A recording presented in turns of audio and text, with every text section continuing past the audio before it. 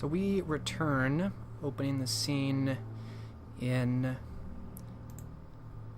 the city of Lincoln, as the Gauntlet is continuing their investigation of the death of Jean-Marc and the assessment of who the Lincoln Prince should be. We'll follow Cormac and Thomas as we see where they're at. You last met with some of the locals, some of the neonates of Lincoln, assessing their thoughts on who should rule, and you still have, I believe, some of the night remaining, and you think maybe a fortnight before this Covenant meeting is supposed to happen. What are Thomas and Cormac's plans for their remainder of time? As you recall, Robert and Elenid are away briefly, checking on something else, so they are not present.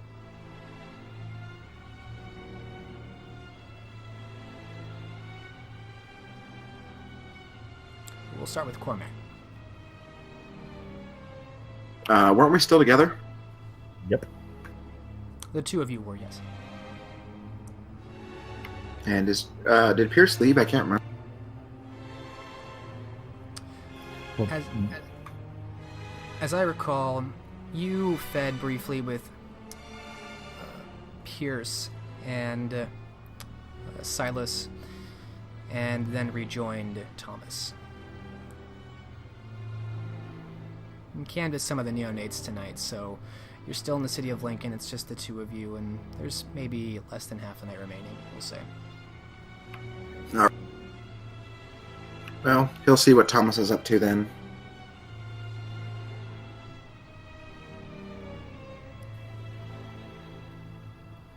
What is Thomas up to? Thomas looks rather thoughtful. It occurs to me there's at least one elder none of us have spoken with.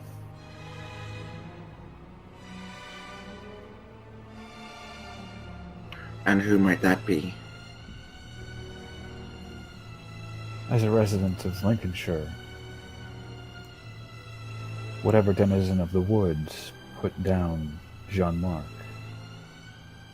would yet still be considered an elder. Are you out of your damn mind? I don't think whoever that is can be reasoned with. You might be right. But at the very least, we'd be able to put a face to the deed. So if we are indeed tasked with bringing them to the Covenant's justice, we'll know who we're looking for. Alternately, we might be able to find out if they were put up to it by a particular group.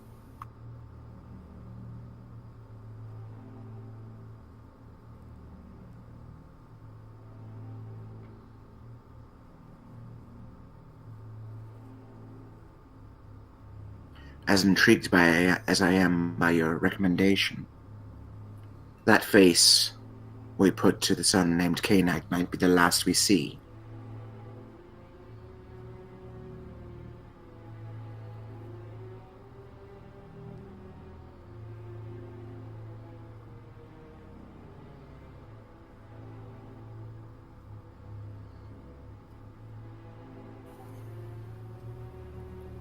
You might be right. But I wonder if it's not worth the risk. Damn your eyes, man. You know damn well I'm going to go with you. It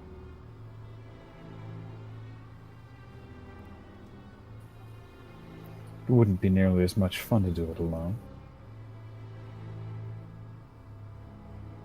I don't know why I let you do this to me. All the same, he's grinning. You know you're welcome to say no and stay behind. I wouldn't fault you for it.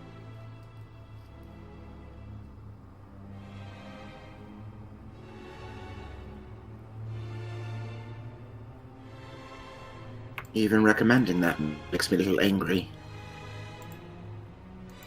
Thomas chuckles. It'll just be like Salisbury.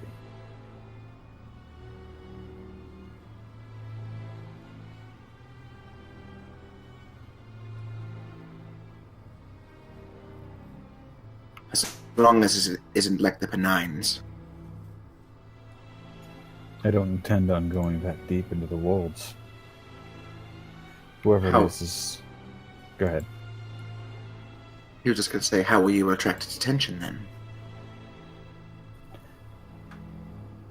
I thought I might cut my palm and slap it on a tree.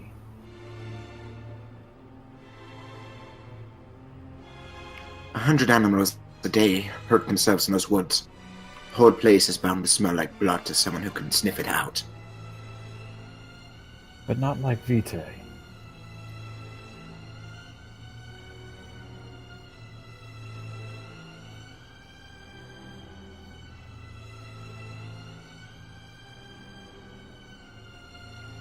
And when will we take this little excursion?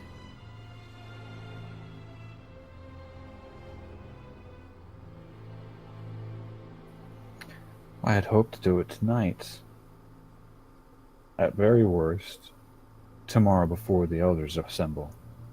I'd like to ride back to the council with a fourth vote. There's only half the night left, man. We won't make it there and back.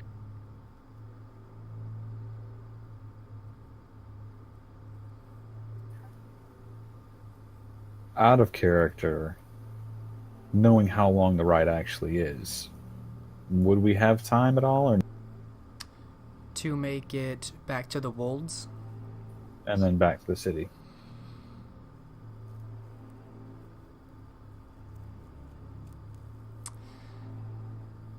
It would be very close.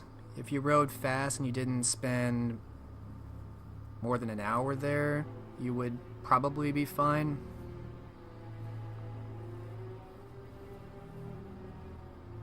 Of course, if we make friendly with whoever it is lives in those woods. They might allow us to shelter with them for the day. Is that a risk you're willing to take?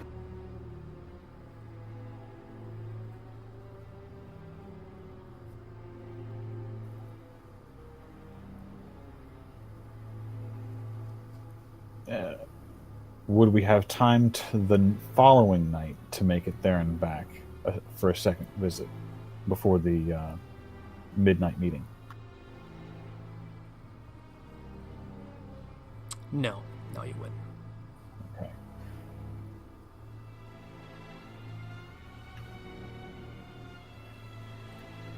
I'll make you a compromise. If we don't get any attention, we'll come back. With plenty of time to spare before the sun rises. I'd already counted on that. There will be no time tomorrow to make the same trip before we have to show ourselves for the meeting of the elders. That is unfortunate then.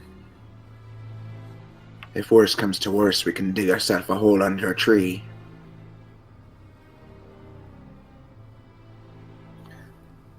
Aye, that's so. We don't expect to push it quite that close, though.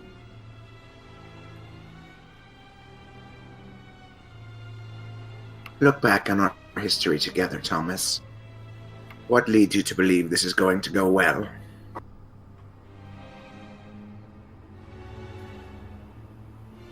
Optimism and faith.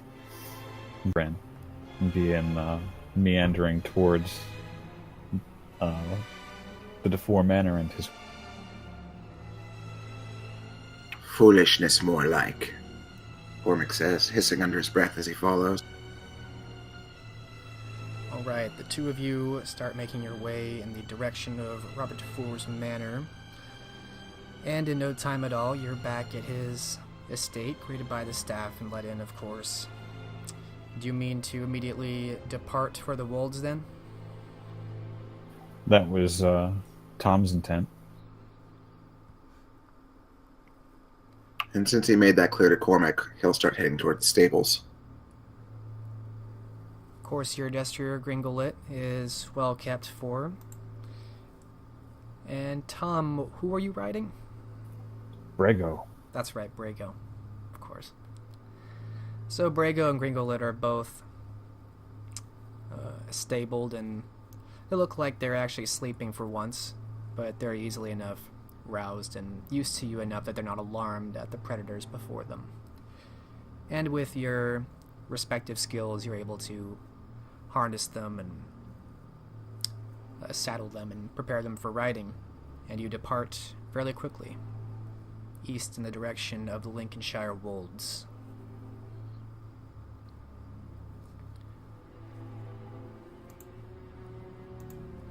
Meanwhile, well, actually, this is the same night that Elenid and Robert would be returning, as I recall. Yep.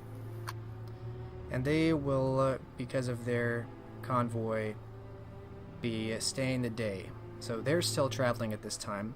So we will follow Cormac and Thomas as they make their way into Lincolnshire Wolds. Let's see what becomes of them.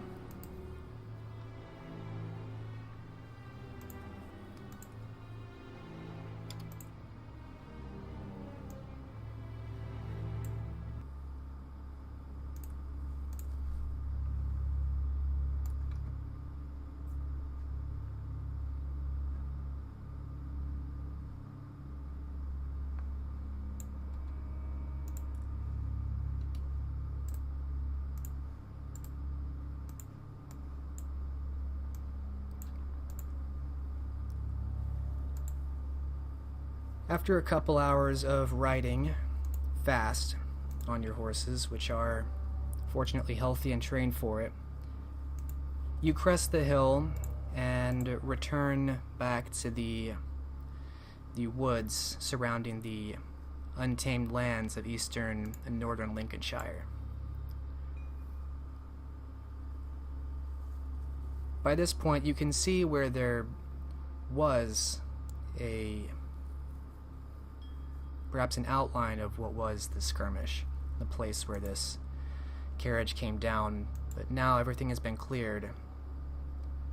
Given that you've seen everything, you can see where things used to lie, but the average traveler coming through here would probably not think much of the damage to the area. The land here is quite wild. So the two of you slow your horses to a controlled trot as you re-enter the woods. Tom will dismount and unsheath his sword.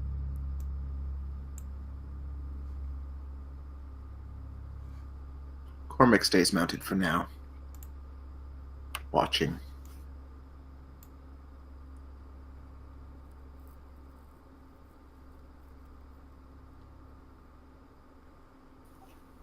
He'll cut his palm and hold up the bloody hand, thrust the tip of his sword into the dirt, and push a blood point onto a tree.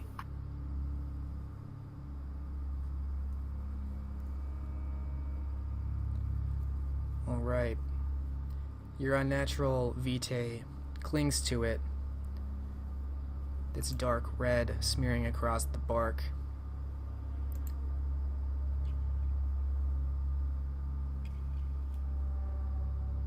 And he'll step about, half a dozen paces away from the sword in the dirt. So it's obvious he's not intending to grab.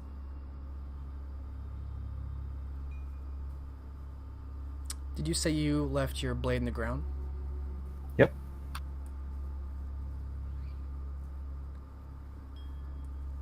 All right. You step away, leaving your blade there, pierced into the soil in front of this tree, now smeared with your blood. Nothing happens initially. He's looking around cautiously. And he'll call out, "We just want to talk. Words alone. We do not seek conflict here."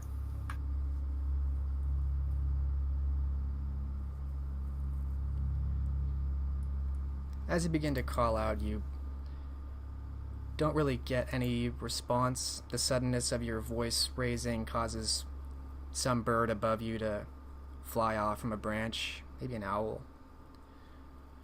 But otherwise, there's nothing else really going on here. You can make a perception alertness roll. Standard difficulty, both of you.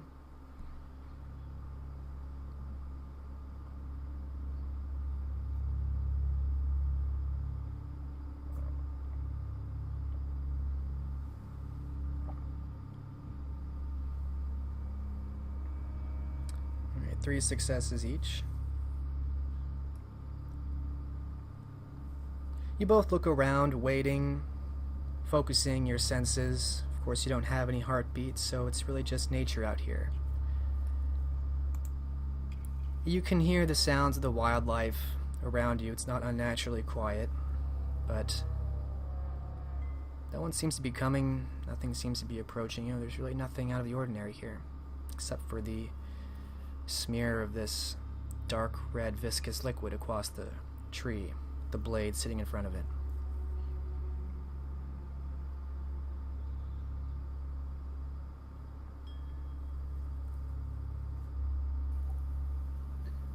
Could be. We were both overly optimistic about the results. No, this is exactly what I was hoping for.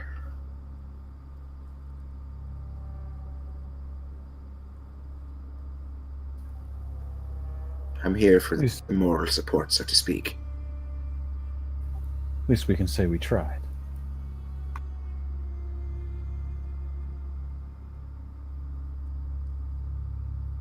Shall we give it another quarter of an hour or so? They might be far away. Or similarly cautious.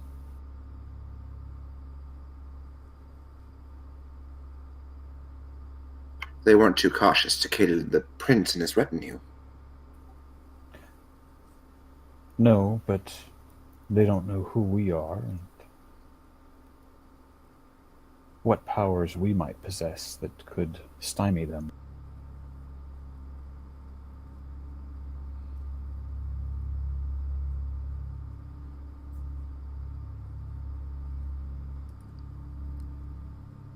Are the two of you trying to stay hidden? Not especially, no. Okay. No, I'm on top of a horse in plain sight.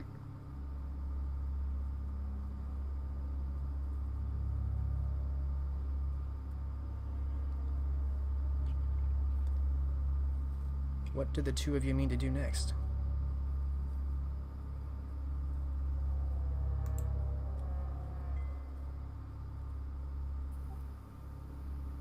I think Tom will probably call out again.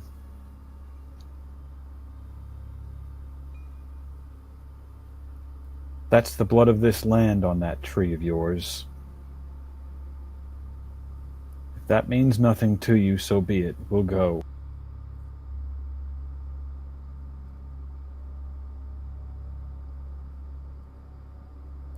Your calls are met with silence.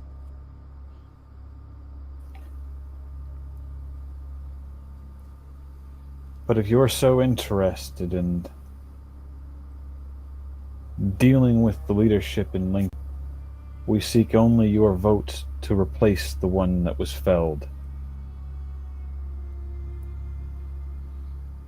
If you care to have your voice heard at council, speak it now.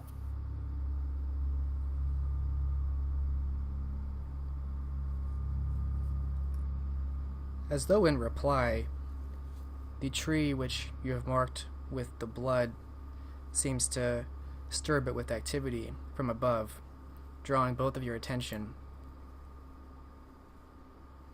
But then you see it's a raccoon climbing down cautiously to sniff at the vitae.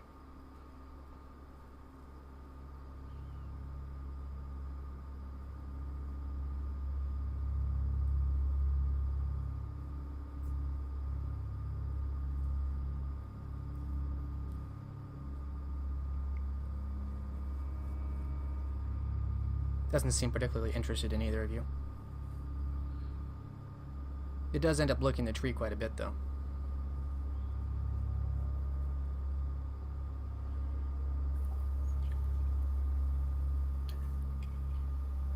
And if the one to follow is worse than the one who fell, on your head be it. And Tom will go to gather up his sword.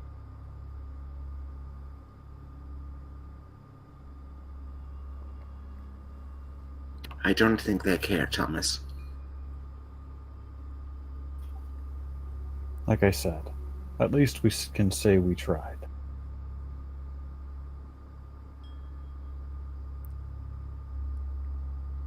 You go to get your sword, and in doing so get very close to this raccoon, which seems so enamored with the vitae you've left in this tree. It doesn't notice you until you're right up there, and then it begins to scurry up the tree, away from you. Tom will resheath his sword and give one last look around, just in case something else that's not a raccoon happens to have taken it.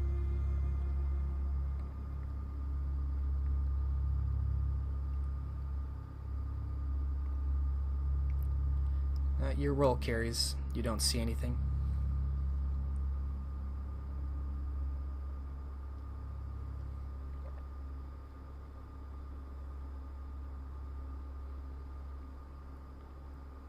That settles that, then.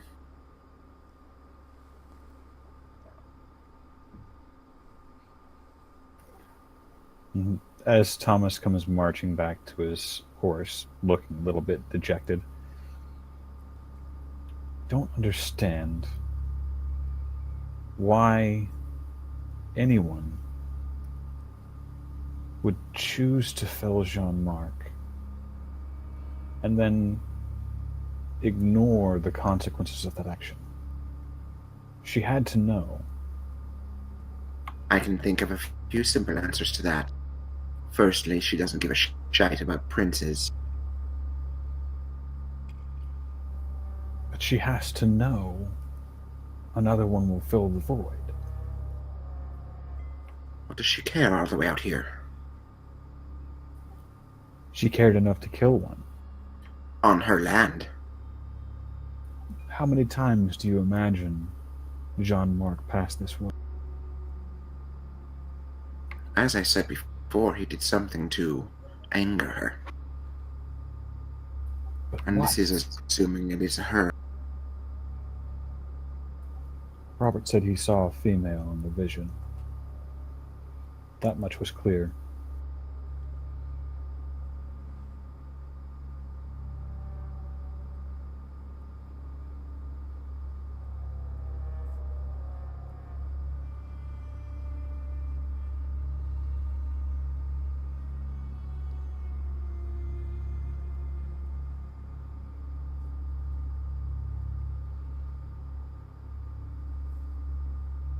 I have no answers for you, but we should be going.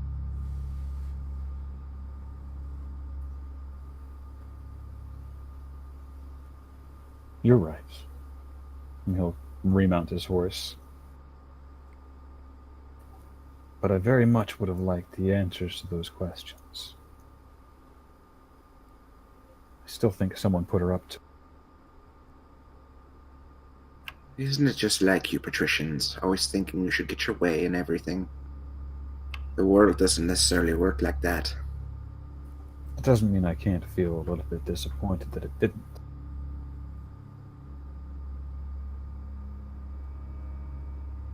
Now we have to deal with the resources that are available. Which means, I think, that Eden Everly's claim might hold. There's another who could challenge her. He has the support, even if not amongst the elder. Who are you thinking of? Who else?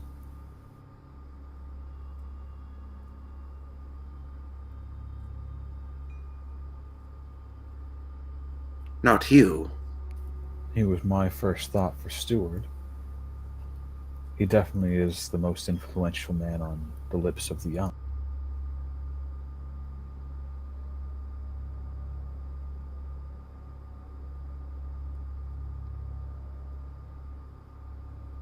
I simply don't think he'd have any interest. He's a philosopher and a man of God, not a prince. But is he a leader?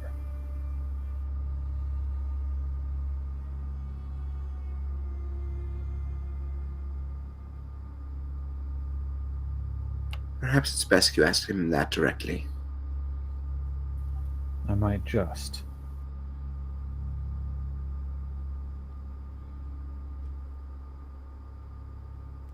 Though not tonight. We won't have time. He'll wheel the horse around.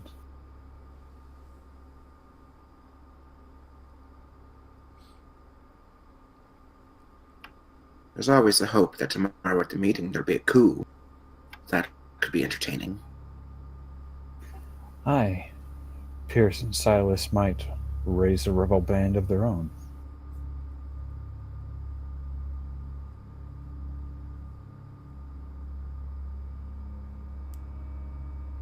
It'd certainly be short-lived. They might be outmatched, but they will definitely have large numbers.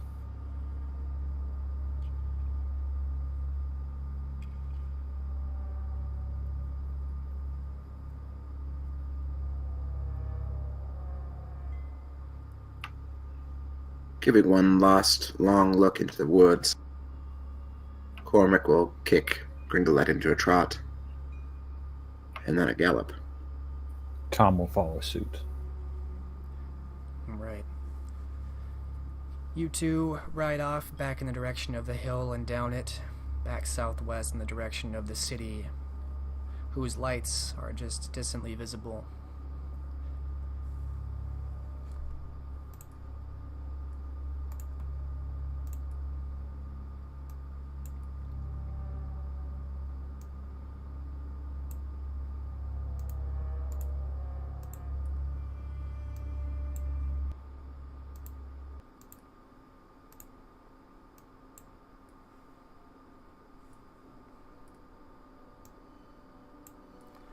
Soon enough, you are back in the city, soon enough being a few hours later. And indeed, as you arrive, the light in the sky is starting to return as it did just the night before. You will have time to arrive back at Robert's Manor, and perhaps accomplish one or two small things in what time you have before sun forces you into sleep.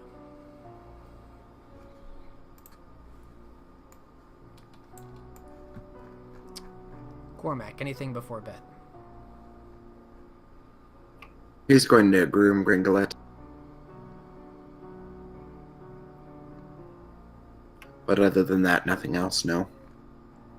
Perfect.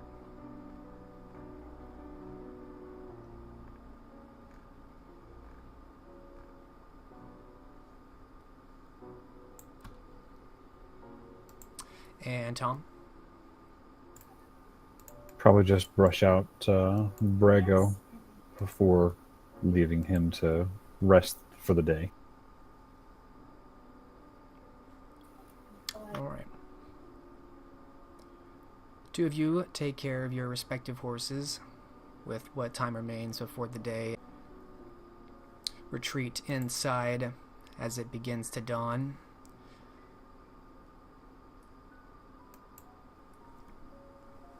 And it's during this day that Cormac and, or I should say, Robert and Elenid make their way back from the domain of Cortes de Aruña, the elder La Sombra in exile, with your 20 men dispatched.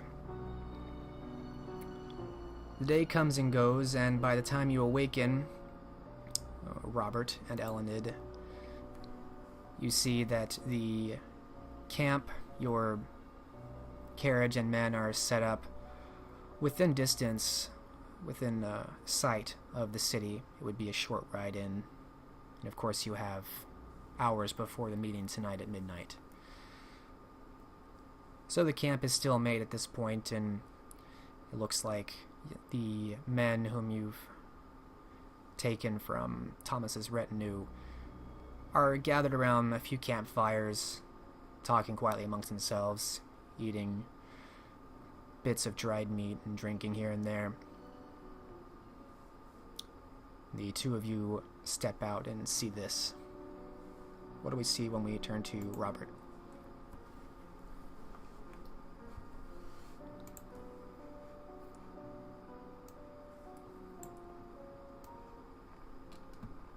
Robert overlooks the group. He doesn't have much to say to them at this time as he's thinking of ways to avoid the prince that is looking to be the most likely.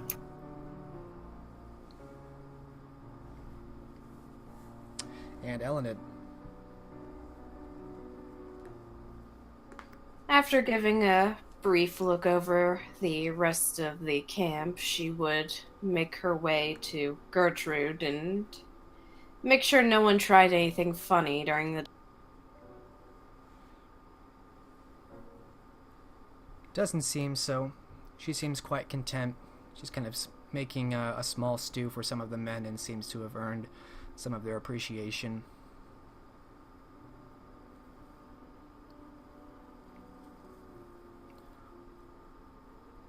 She looks to you as you approach.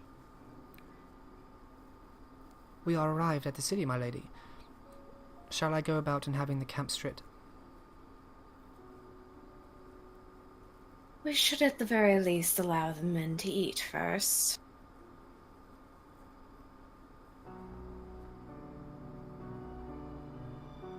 She nods, going back to mixing up this stew.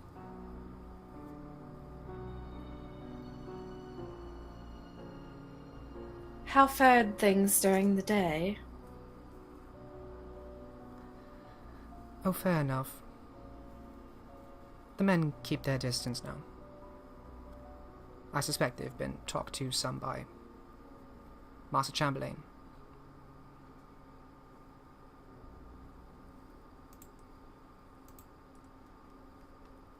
As I would hope.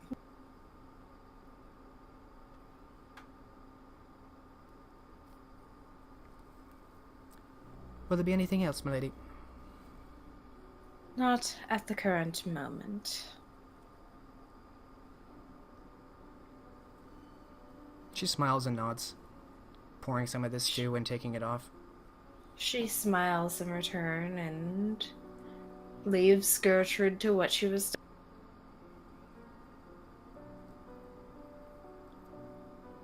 You see Robert is out here also. He seems to be deep in thought.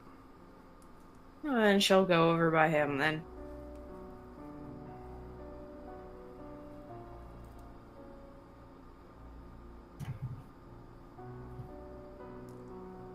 Robert will notice Elenid approaching and turn to face her.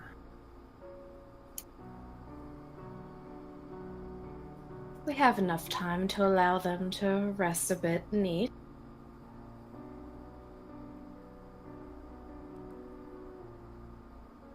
Good, and they should be well rested.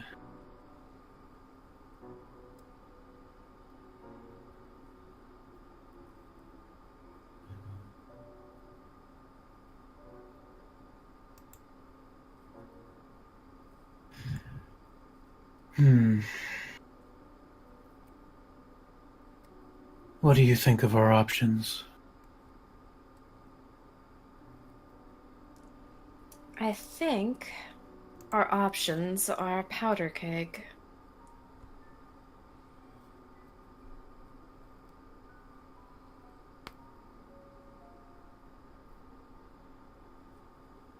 Is that so?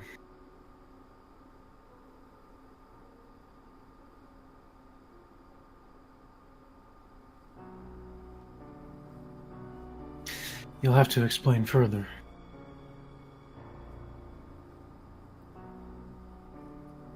If we do go with the one that is, well,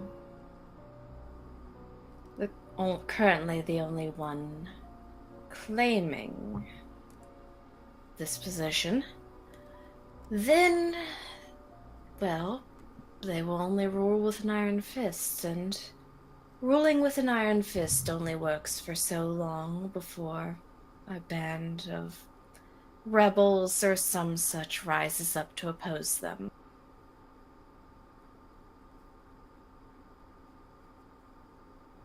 Yes, a predictable outcome. So to give it more time, then.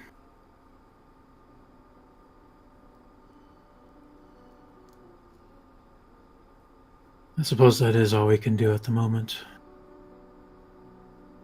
Unless our allies have found more information.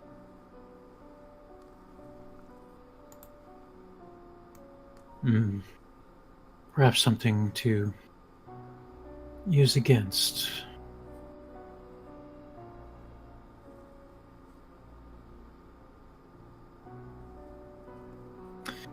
We should have a meeting before the council. Yes, we should, and well, we'll get to town with more than enough time for that.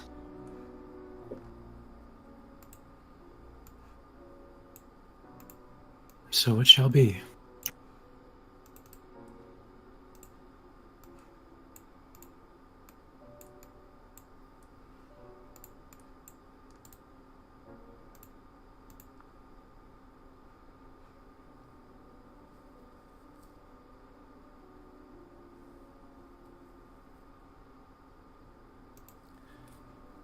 All right.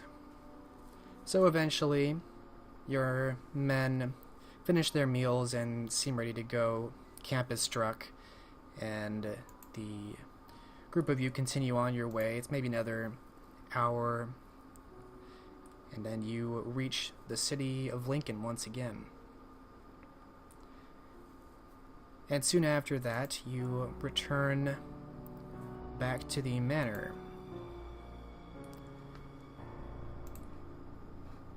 We will change scenes.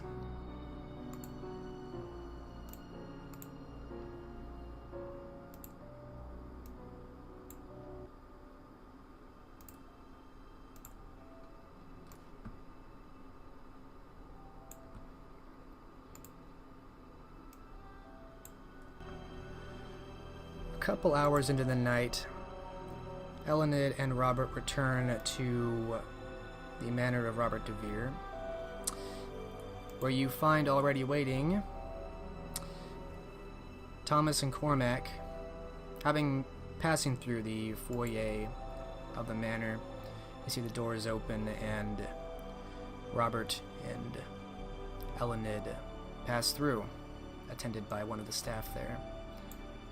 The four of you come together again for the first time in a couple nights, rejoining. The scene is yours.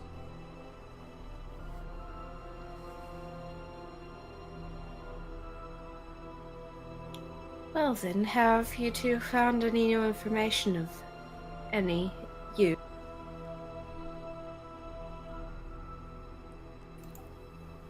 Apart from learning that Eden Everly is a right vicious cunt. We have found out much the same. Although I'm sure this is no one's surprise. And Cormac, you did mention that he believes what transpired in the forest is dark magic of some sort.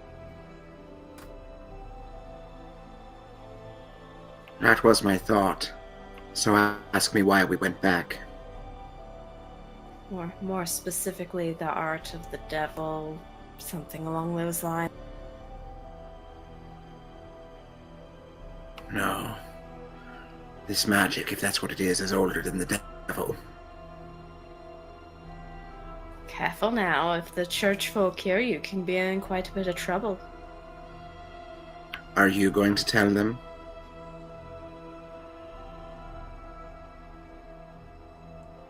No, of course not. Merely a bit of a jest.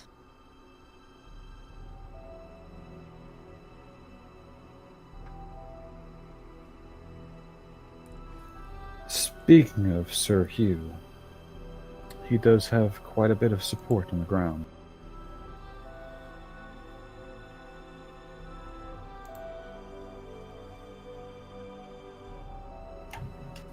Who?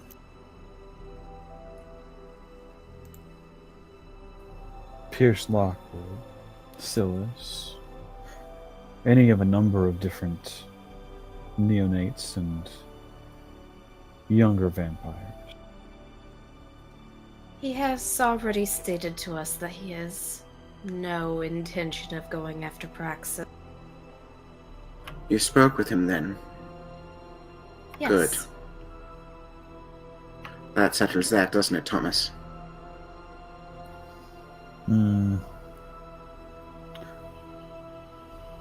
To an extent.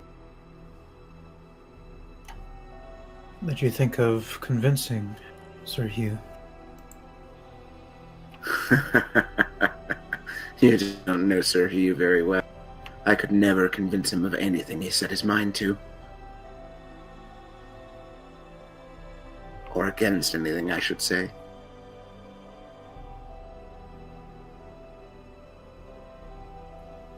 Even so,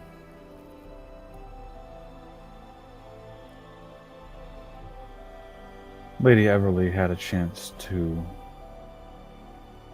parley with the assembled Gauntlet in private. It seems only right and fitting that Sir Hugh should have an equal and appropriate opportunity to do the same.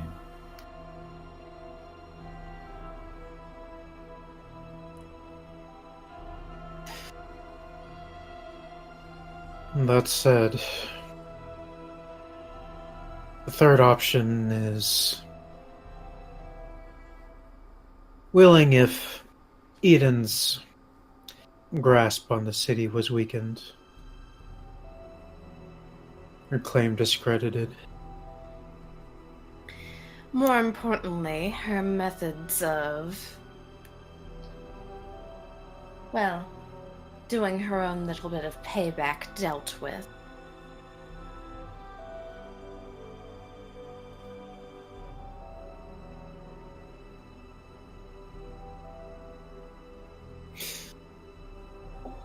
The question is, do we wish to expend the resources to make that fate come about?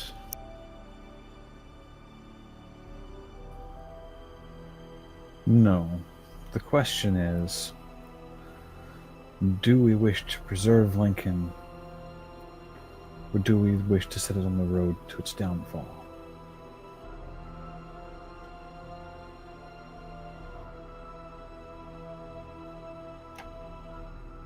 Assuming we're already aiming for preservation, we could let things just go as they are if we want the downfall. There is a possibility perhaps you haven't considered. He taps his lip. The Covenant will have the final say of who is Prince of Lincoln. If they do not wish to support Eden Everly, she will be replaced. I'd considered that, but replaced with whom? Whoever the hell they want. They could bring someone in from the outside. Or Ragna could further expand her fiefdom. No one would allow that to happen, especially not Ambrose. That Or would be- Barbaros. Yes.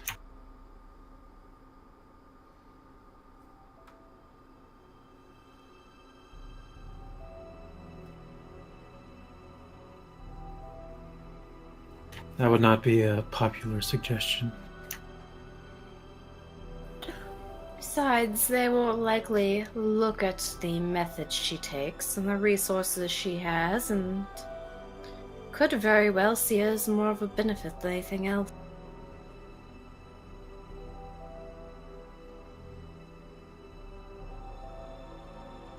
She does have a strong enough base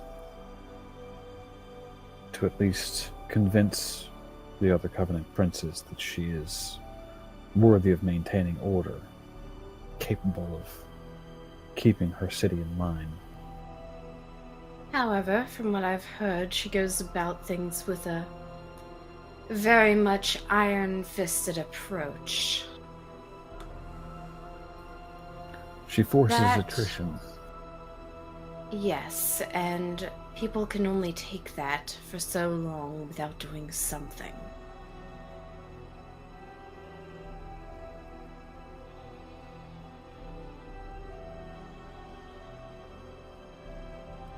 Question is, how long will it take for the younger members of the city to reach their breaking point?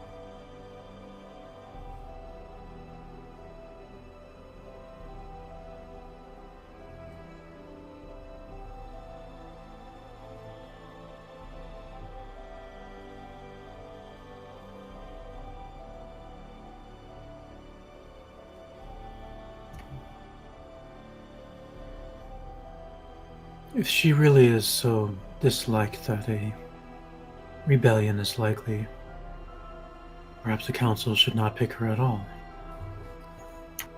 Assuming they see it that way.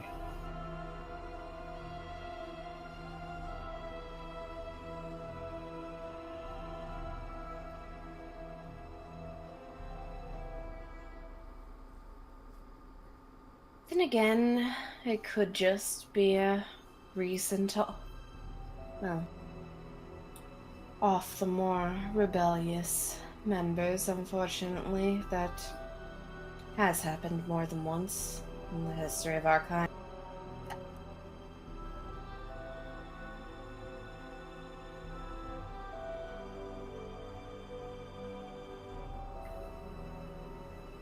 I worry if the Covenant chooses to allow Lady Everly to retain Praxis, how long before the neonates rise up and leave an opening for the rebels to overthrow her violently? On the other hand, will another prince be able to stabilize the city to such an extent that it dissuades those same rebels from laying siege to the city by any means? Only if the neonates approve of the replacement prince.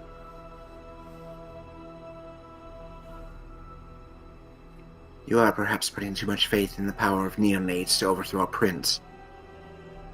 Were that an easy possibility, it would have happened hundreds of times in the past. An established prince, maybe. Someone who has had time to curry favor with elders and establish a strong council.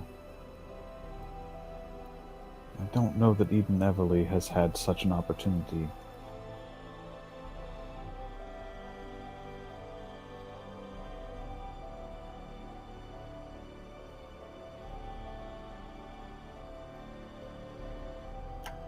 She seems quite adept at playing the game,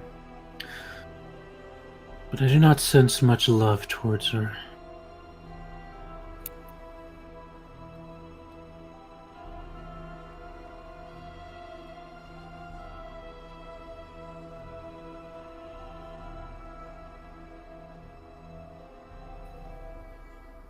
The problem I see is that she does not garner any faith. No one trusts her,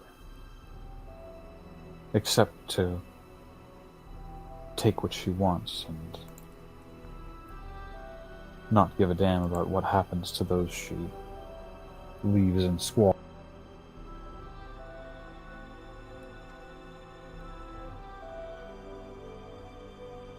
I do suppose we'll find out more at the meeting tonight.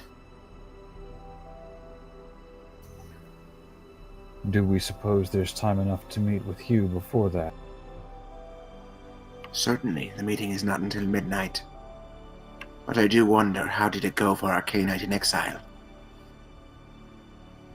Is he interested in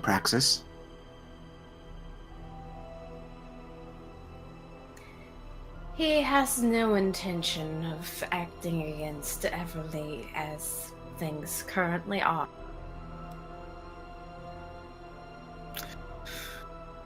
Which means, if there was an opening, he would at least be interested. Hugh did not seem to share the same sentiment.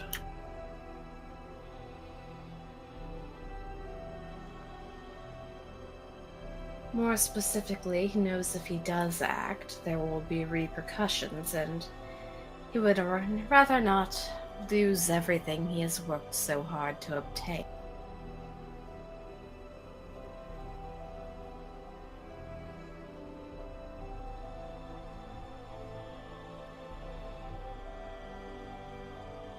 Will he be at the meeting tonight?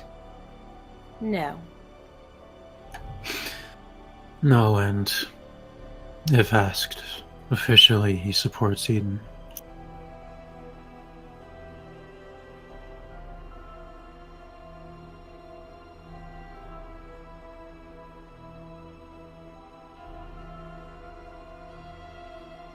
Though he does not like her in any stretch of the imagination.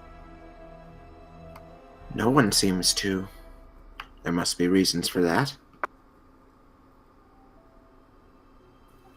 We heard enough reasons from Pierce and his compatriot. All the same, being liked is hardly a requirement for being prince. No, but it does certainly engender a certain willingness to obey.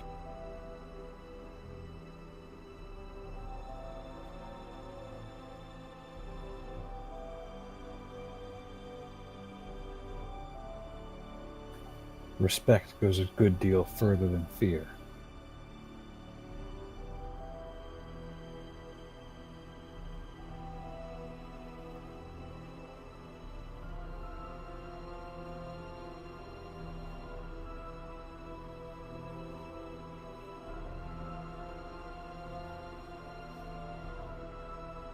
We should be about seeing to Hugh.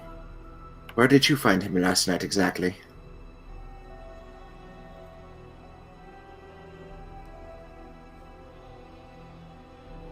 The location of the overdressed and significantly older crowd.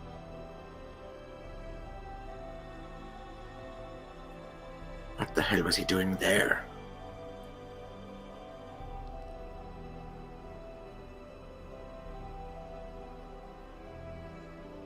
I am not certain.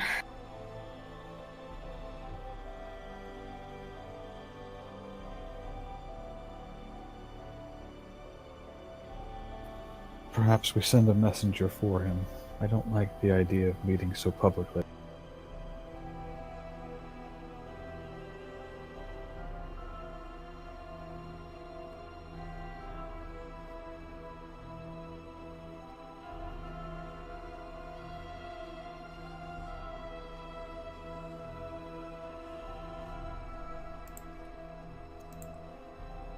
Devere, can you see that done? It will be no problem. Best to err on the side of caution, after all.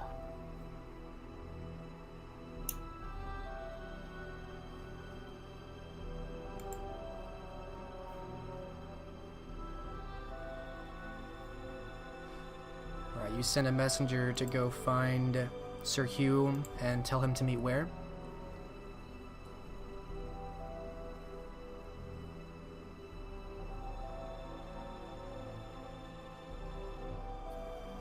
Tom would recommend here at the manor. Yeah, that's my thought. Manor is quite private. Alright, you find one of your staff and the message is sent off with haste. What do you do while you wait for a reply?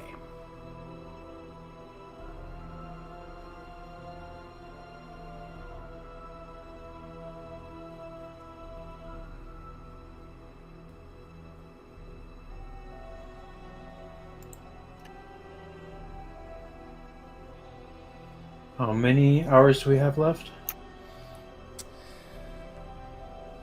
It's still very early in the evening. You think you have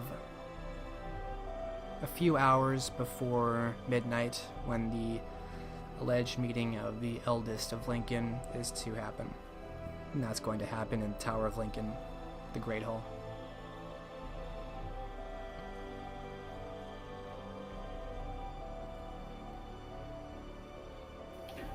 While we wait, I think I might go scare up some supper. I'll be back, hopefully before Hugh is.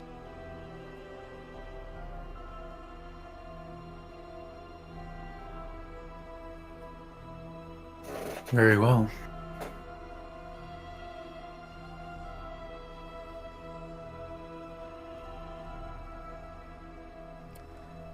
All right. So Tom departs to hunt, and the three of you remain here to wait for Sir Hugh, or his reply.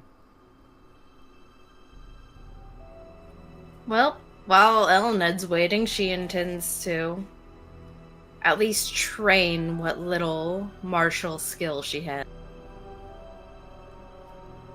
With whom? That is the question. Cormac will help her with that. He's got nothing better to do right now. Not that she's second choice or anything, but no pressing matters, I mean. And Gautier is here at the manor as well, unless you sent him away. I don't recall you sending him anywhere. No, he should be here. Okay. So the two of you find a space, kind of a courtyard behind the manor outside, where you have a little bit of space to do some martial exercise. And Gertrude and Gautier are present there. They seem to be interested in observing you and end up socializing there as well, just by the proximity. And Robert, you'll be at the manor for the next bit as well. Yes, Robert will wait. Okay. And Tom, where are you going to feed?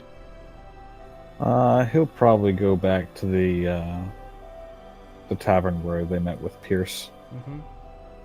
Seems a good blue-collar establishment. Okay. And remind me how you're going about hunting? Probably he's going to be... Well, once he can identify his food source, of course. Mostly talking shop with them and getting them to lower their guard. Alright, have you do a Charisma Empathy, difficulty 7. This kind of includes the attempt as well as finding people to feed from that fit your palate.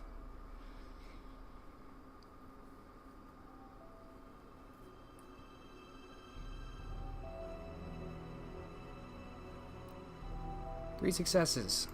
You find 3 individuals over this next 45 minutes or so, and you can feed on them in turn at your convenience.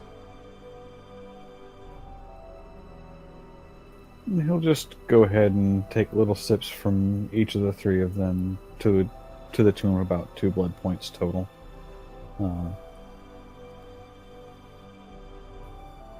Mostly make them cheaper drunks. Easily enough done. And you return in about an hour and a half from when you left.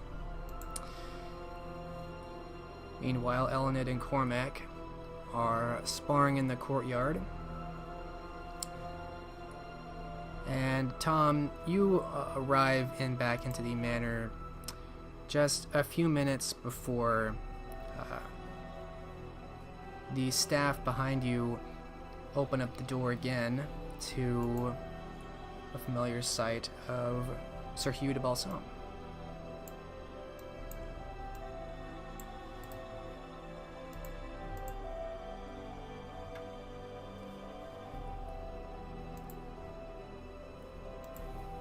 The door is closed behind him as he steps in, wearing this kind of old-looking man with his obvious clergy robes. He looks placid and relaxed, perhaps even weary. Ah, Lord de Balsham, I'll go and fetch Cormac for you. I'm glad you chose to grace us. He bows his head slowly. And you depart. And he'll give a gesture towards the sitting room. Do make yourself comfortable before he'll go and fetch Cormac.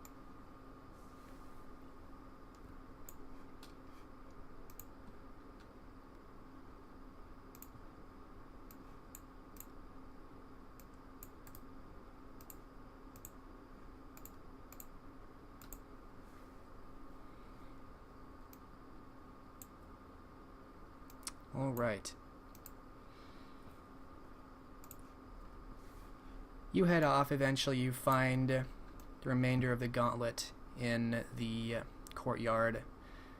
The staff alerts the Gauntlet, as well as yourself, to the presence of Sir Hugh, and you are brought to the sitting room where Sir Hugh has already found a seat, and one of these servants closes the door behind the four of you as you all enter and find Sir Hugh sitting. There's a low fire in this sitting room. It's very pleasant, if not a little bit cool in this room.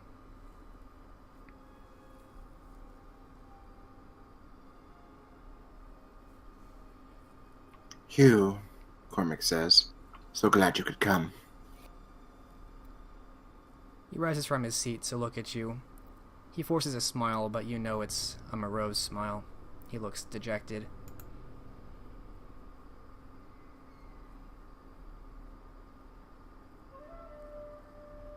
Good evening, Cormac.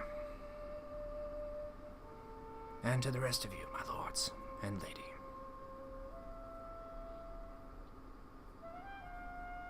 I suspect I know what this meeting is for.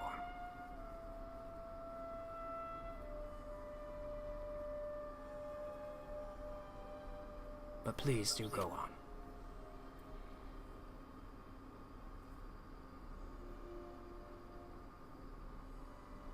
It was actually Lord Thomas who requested the meeting, my sire. I will let him speak for us. Tom arches a brow a bit, unexpecting that. But he doesn't miss a beat otherwise. You are aware, of course, that we have been tasked with evaluating the fitness of potential praxis candidates. Quite.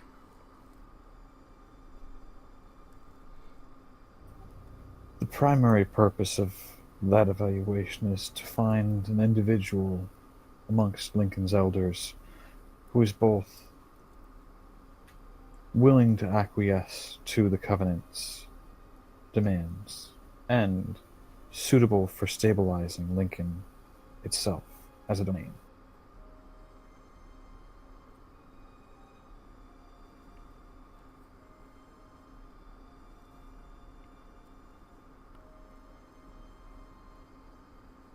He seems to stand there like a statue, waiting for you. The only individual who has stepped forward to voice interest in that position only satisfies the former and not the latter.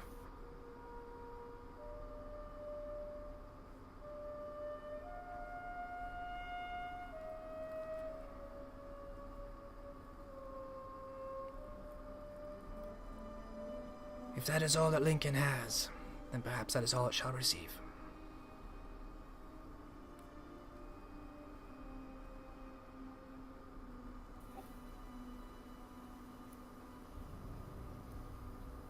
You sound oddly at ease with the notion of an unstable Lincoln.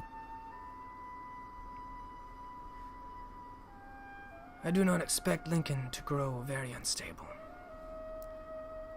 Eden Everly is thoughtful and decisive, if not insulated from her peers. Those are not the exact descriptors that I've heard used about her.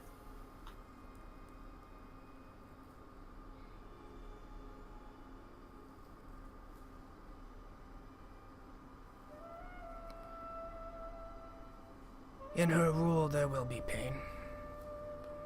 The neonates may suffer more under her yoke than Jean-Marc's. And as with Jean-Marc, I will offer my aid where I might, though I saw over the years what the crushing demands of the Covenant were to Jean-Marc, and how it compromised him over time. That is not something that I wish to see happen in myself.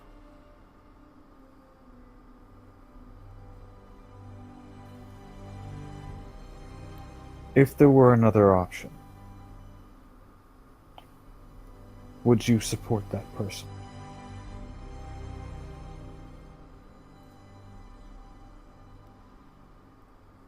Becomes a question of the devil you know and the devil you do not. Which is the greater evil? What do you know about Pierce Lockwood?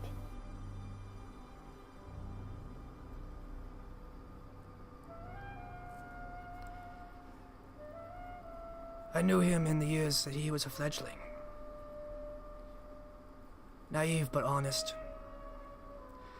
I believe he was a farmer in life.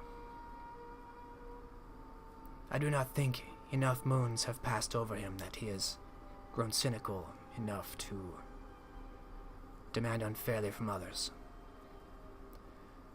But time will tell if that should change him.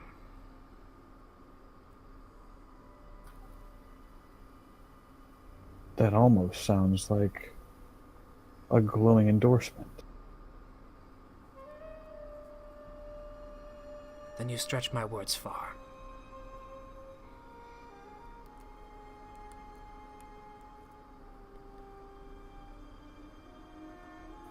How would you choose to characterize it then?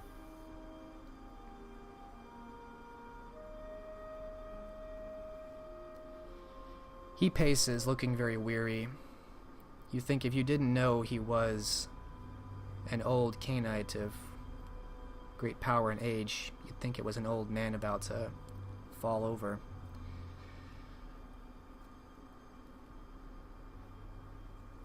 I would say he is very young in the blood. And if indeed you propose that he would lead, I do not expect good to come from that. With the right counsel, I think that it might. And who would do this counseling?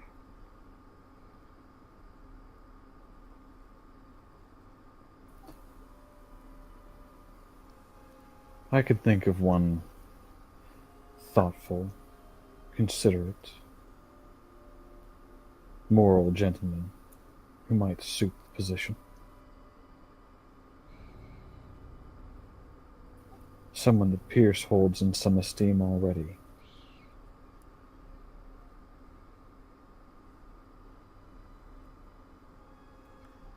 I am humble enough not to assume that is myself.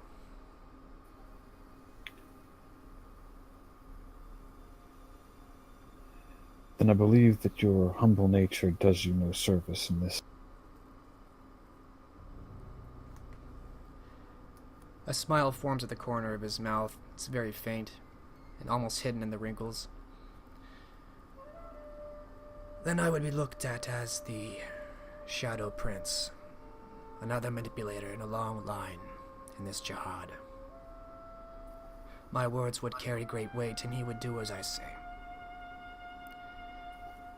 He would heed your counsel.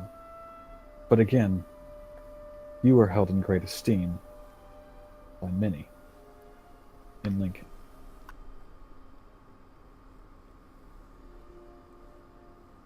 He would be challenged in time, if not by Everly, Then others would come.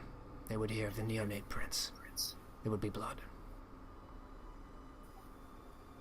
They would answer to the Covenant. Do you really expect the Covenant to support a neonate for Princeton? I expect this Covenant to support that which is best for Lincoln. And since the suited elder most appropriate for the role does not desire it,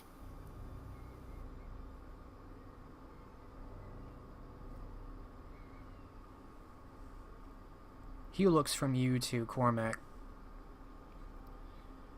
You have spent more time with the other Covenant princes and myself. Would you say that this is a group prone to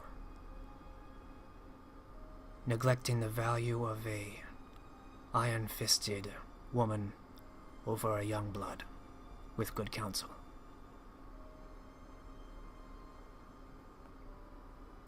Just to be clear, he's asking Cormac this? Yes, he's looking to you. They would take the iron-fisted woman any day over a neonate. Or one young in the blood. His eyes turn back to you as though having a response, Thomas.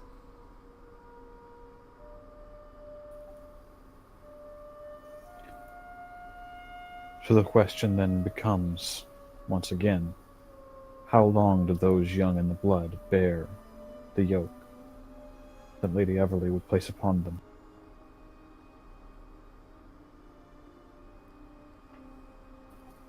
There are wolves in the wild, sir.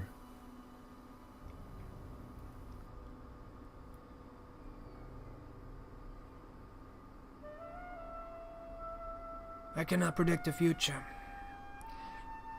Perhaps they will weigh the danger of these wolves as greater than the weight around their necks. Perhaps not.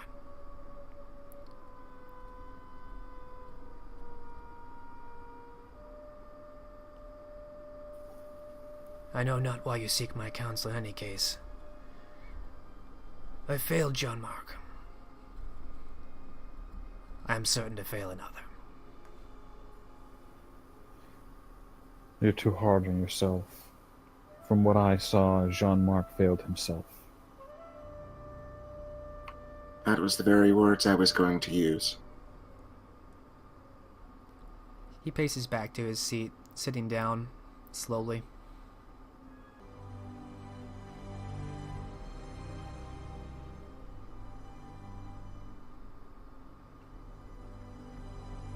Surely there was more I could do.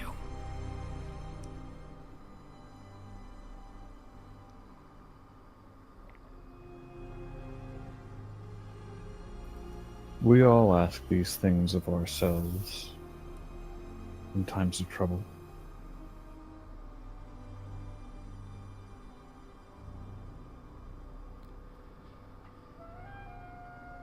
If you propose to the Covenant this Pierce Lockwood and they somehow accept, I shall support him. Though I do not know what your chance of success is.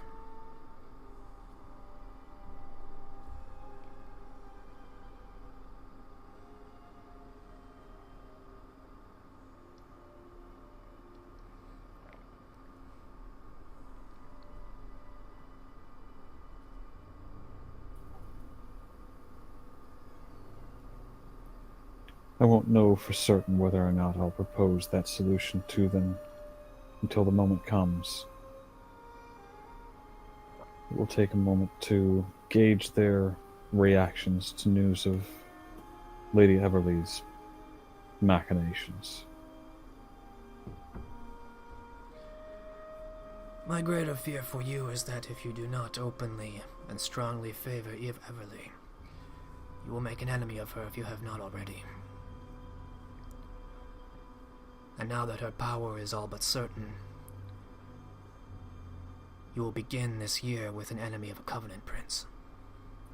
I ended the year with an enemy of a Covenant Prince.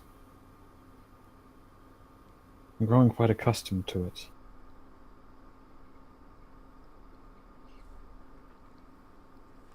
Jean-Marc was paranoid. Everly is ruthless.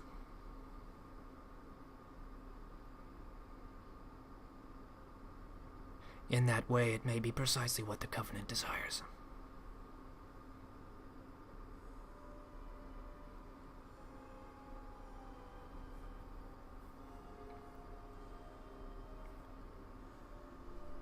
I think perhaps you should worry less about Lincoln and more about yourselves.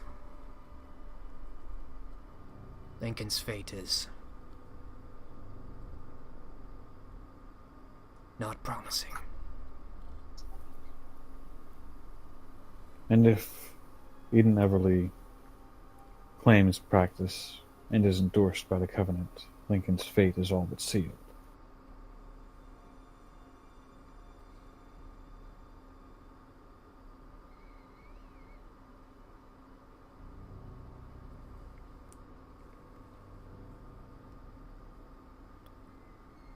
It seems barring some great and drastic action, there is nothing left for it.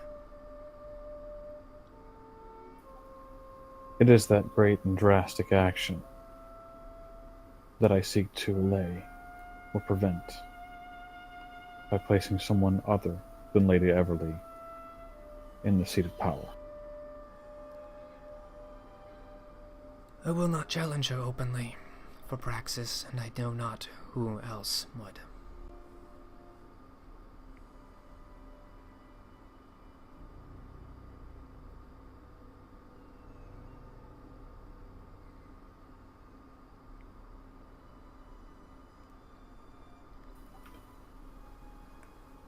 I thank you for coming to meet with us in private.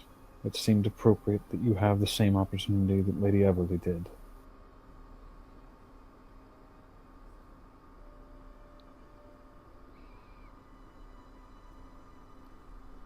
He nods from his seat, looking to each of you.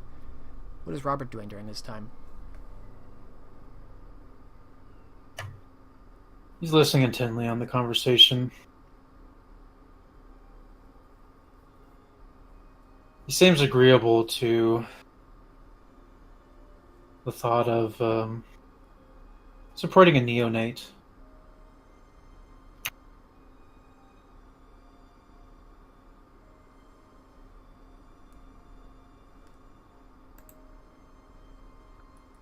And what is Elena doing?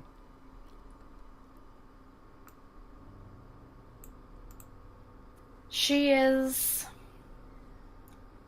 likewise listening. However, her opinions are more torn.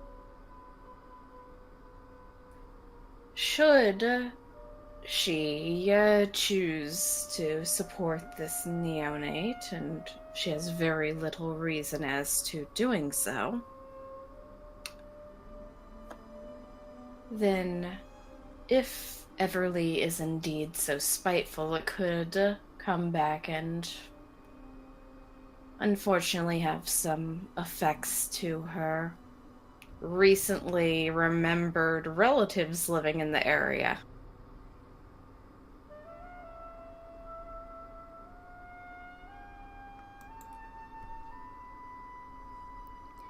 And Cormac. Cormac does not find himself disappointed that Hugh will not take Praxis. He's not sure how his life would change if he had a prince for a sire. But all the same, he's disappointed that it looks like Everly's going to get her way. And so he sits down and looks deep in thought, tapping his chin.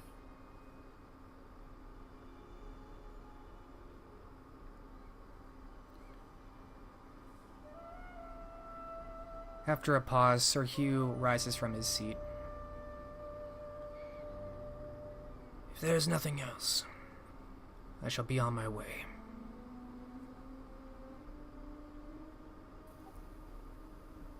Will we see you at midnight? He bows his head.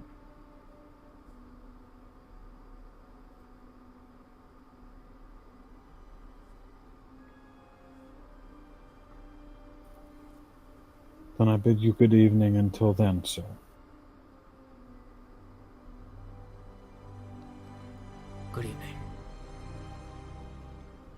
He begins a slow walk out of the room. And eventually, the four of you are alone again as the door closes behind him.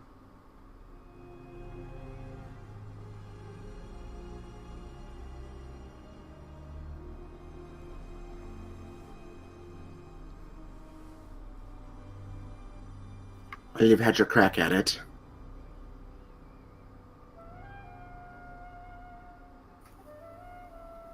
The only solution left to us is to endorse Cortez to the Covenant.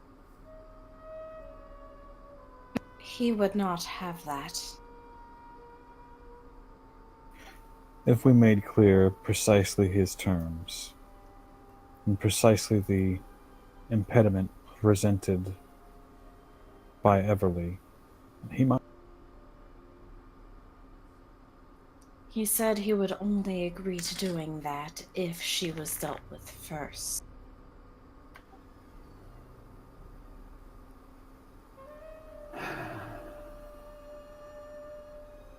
If the Covenant can strip a man of resources and claim to businesses, surely the Covenant can strip one elder Ventru of her domains in a small city such as Lincoln. That is a little hasty, don't you think? She hasn't quite done anything to warrant that.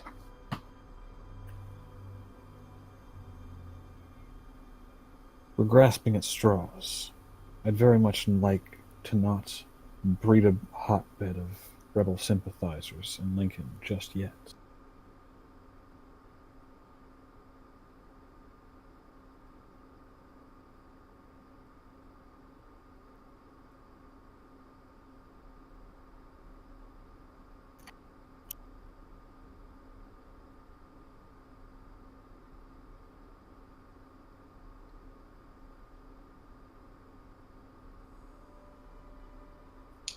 Even if that is so, I would rather not put him on the proverbial chopping block by tossing his name up.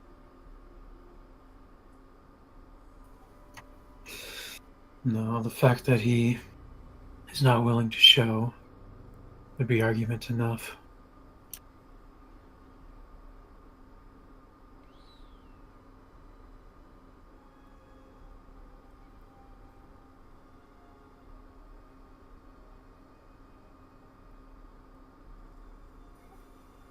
Tom looks pointedly at Cormac.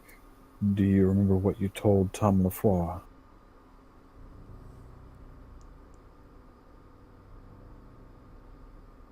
Which part exactly?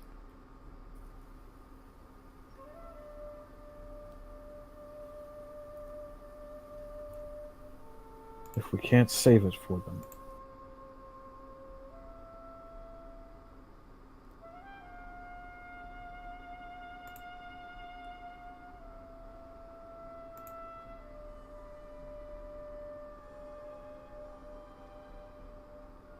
Cormac shakes his head. I don't think I quite remember the statement you're referring to. you might ask Hugh to pay us a visit in London at the manor come the spring. I don't know that Lincoln will be safe for much longer after that.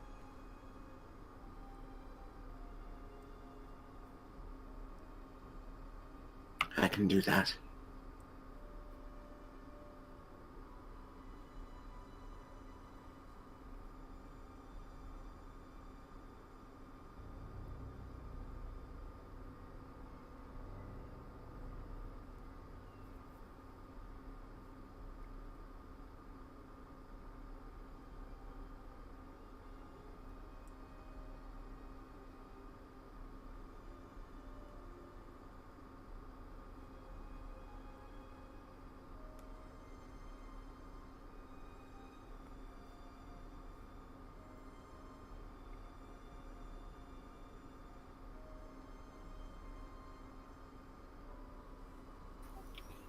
Then I suppose, officially, we shall endorse Eden.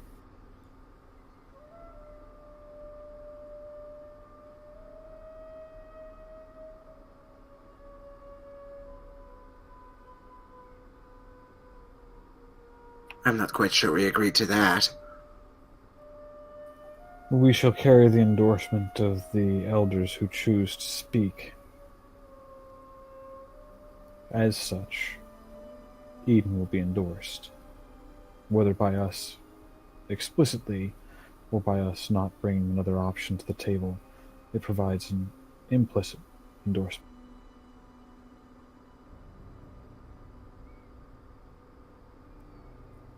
That said, concerns can be aired, though how much they're listened to was an entirely different issue.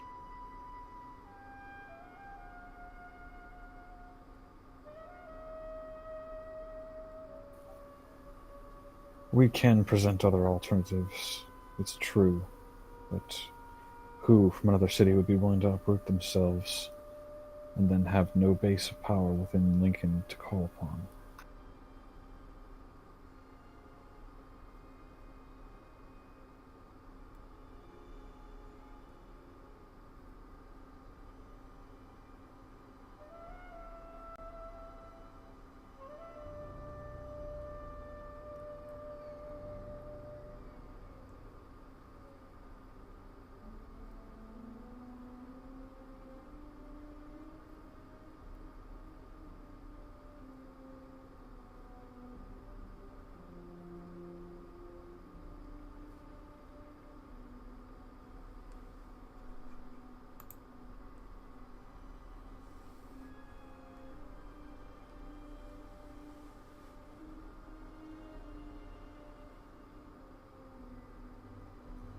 I'll take that silence as an admission that we know no one who would be up to such a task.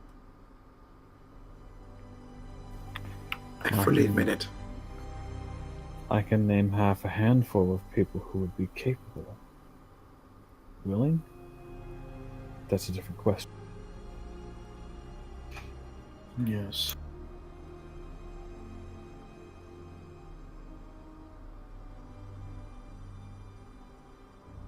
Suffice to say, installing Eden Everly as Prince of Lincoln is a recipe for unrest, which is precisely what I mean to tell the Covenant.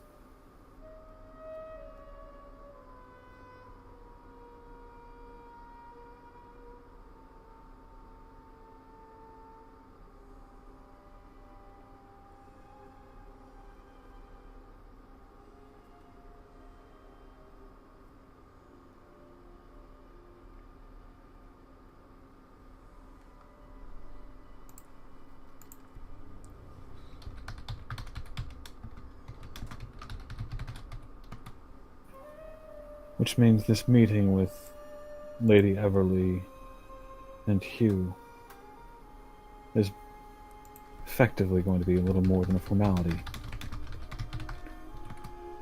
So let's get on with it. Yes, Pomp and let's get on with it. circumstance. Sorry. Sorry, we're good.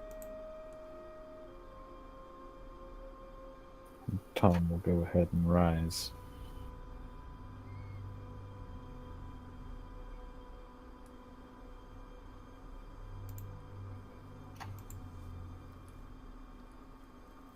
All right. Go ahead.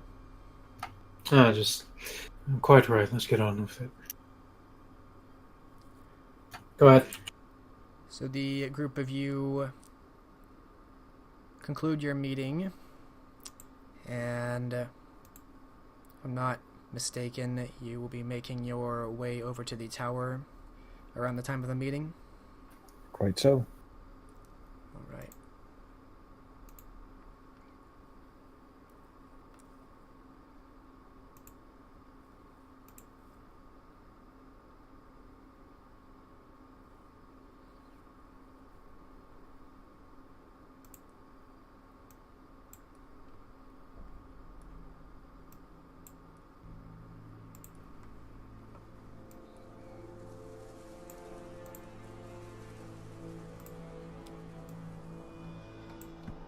Soon after your meeting concludes,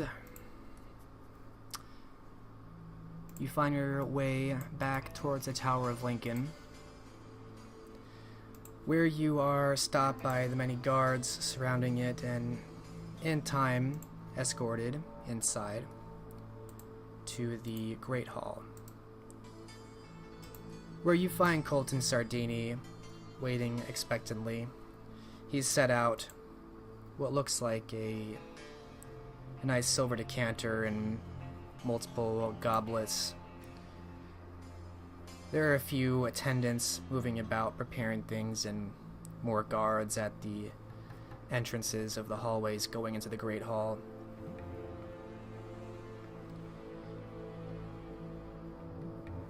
And you see that coming out of one of these great halls one of these hallways leading to the Great Hall, is Sir Hugh. He seems to have arrived. Although he does not look terribly happy. He makes his way over in the direction of this long wooden table at the center of the Great Hall, in front of the hearth. And it looks like Colton Sardini is engaging him in some conversation. But he catches sight of you, Colton does, and the two of them seem to approach together, recognizing that the Gauntlet has arrived. Ah, good evening, my lords and lady. Sir Hugh de Balsam is, of course, already here. Shall I go and fetch Lady Everly? Please do. Though at this point it seems mostly a formality at this point. As you say. And he smiles. And he goes over to an attendant and gestures roughly. And they move off quickly. He returns to you a minute later. Please help yourself to some refreshments in the meantime. We have many vintages here, he says, looking to you, Thomas.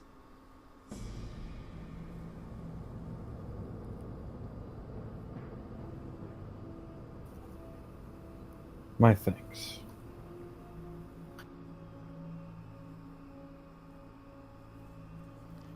He bows respectfully and turns to go start pouring out glasses.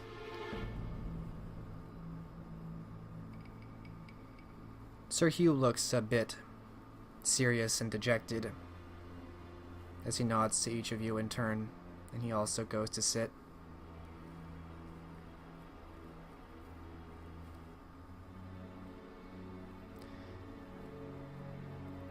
Maybe 10 minutes or so later,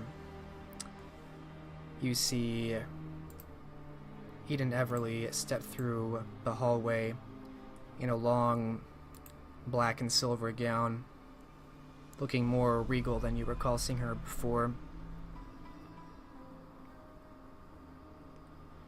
She puts her hands together as though thankful, and in seeing all of you together.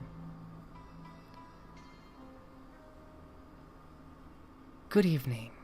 Please, come. Sit with me.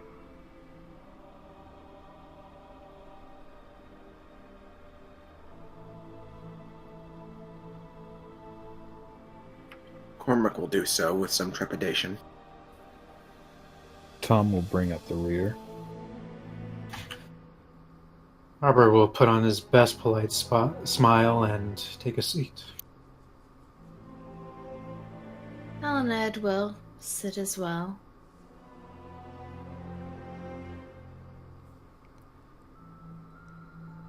Eden Everly takes a seat at the head of the table, and Colton stands behind her, his hands together.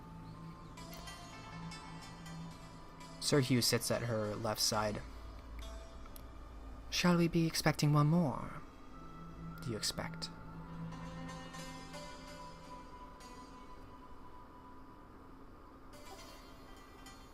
Likely not. Though, I'd leave a chair open all the same. Ah. And her eyes turn to Robert.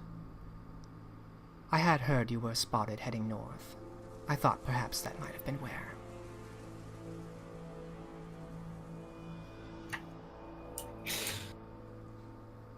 Indeed.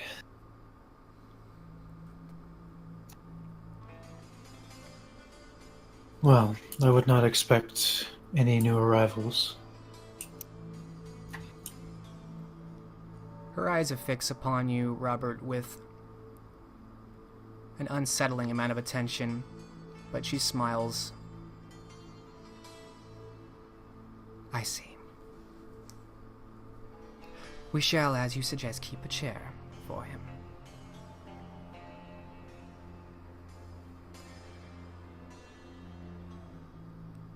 I'm afraid the Council of Elders you have requested is quite small in Lincoln these nights.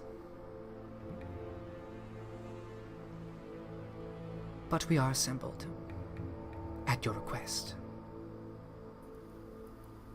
Appreciated.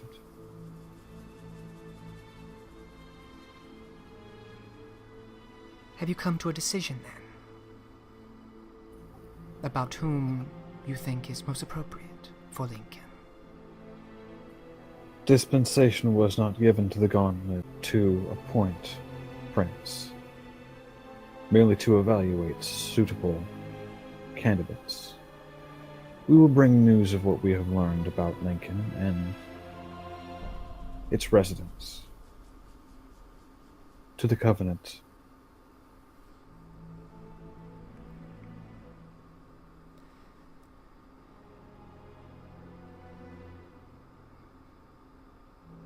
Salisbury is quite a ways away. I fear if Lincoln is left without official leadership for too long, even my resources may wane. And her eyes narrow a bit. That would be unfortunate. So perhaps it is in the interest of the Covenant that you reveal to us, at least, your indication.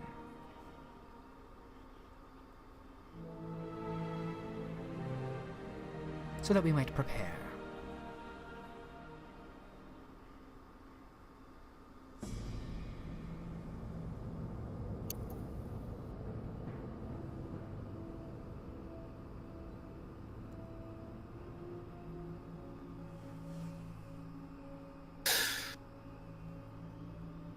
I'm not sure there's much that needs to be said. You do have the support of all the elders. Her eyes go to Sir Hugh, who matches her with a stony but calm gaze before she looks back to you, Robert.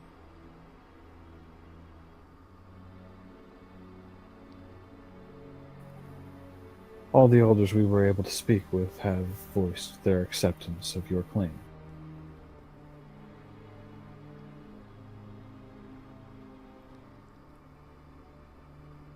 What uplifting news to hear. There is one, though, we weren't able to speak with. And whom is that? Perhaps I might facilitate. The Lady of the Wolds.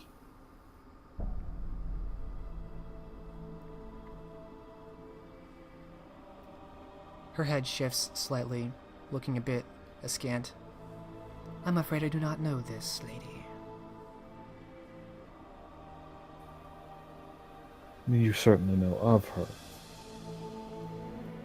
She is the reason for our current predicament. Even Sir Hugh is looking to you, Thomas, in some confusion now. His eyebrow furrowed a bit. For as long as I've been here, I have known of no woman of the wold. She it was who assaulted Jean-Marc's convoy. And she it was who felled the man himself.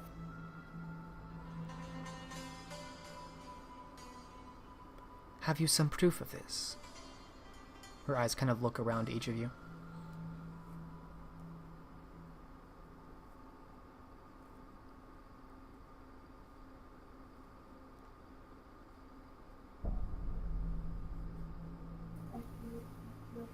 Robert saw it in a vision.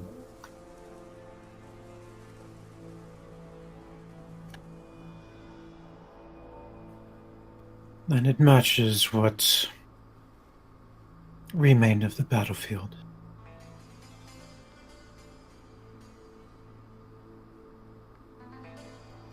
A vision, you say? I did not know you were a mystic as well, Lord of Fear.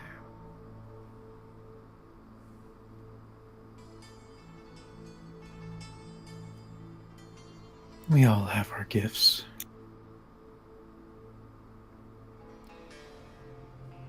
Even if you had some vision of Jean-Marc's disturbed slayer, surely you would not wait the opinion of the assassin here in determining who should rule Lincoln. What place does this woman have?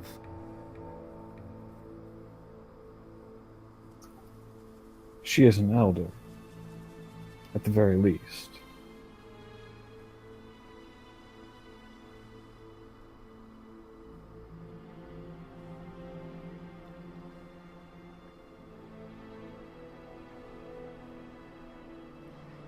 I'm told the Assamites carry women assassins.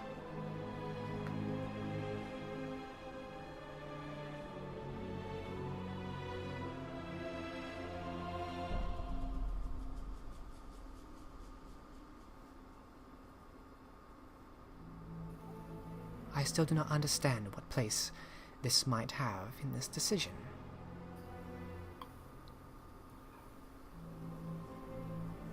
Perhaps none. She seems to have spurned my invitation. Be that as it may, she is most assuredly guilty of kinslaying, felling a covenant prince. As such, I am certain that the covenant will declare her an enemy of the state and request that she be brought to justice, as it would be the new prince's domain. It would be that individual's responsibility to see justice done.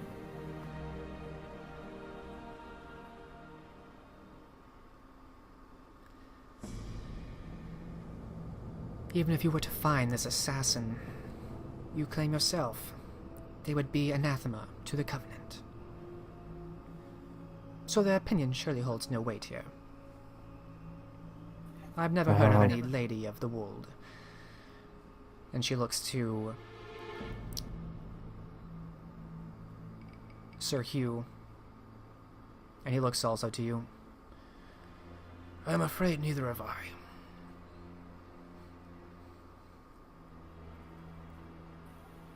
Can I throw perception empathy at Eden's statement? Sure. Perception, empathy, standard difficulty. Robert would be interested in the same thing.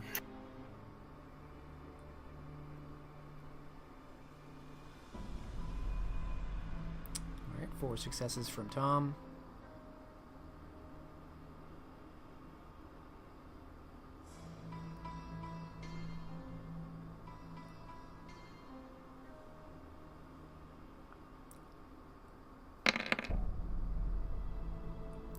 And 2 at least from Robert. Do you have any specialties there?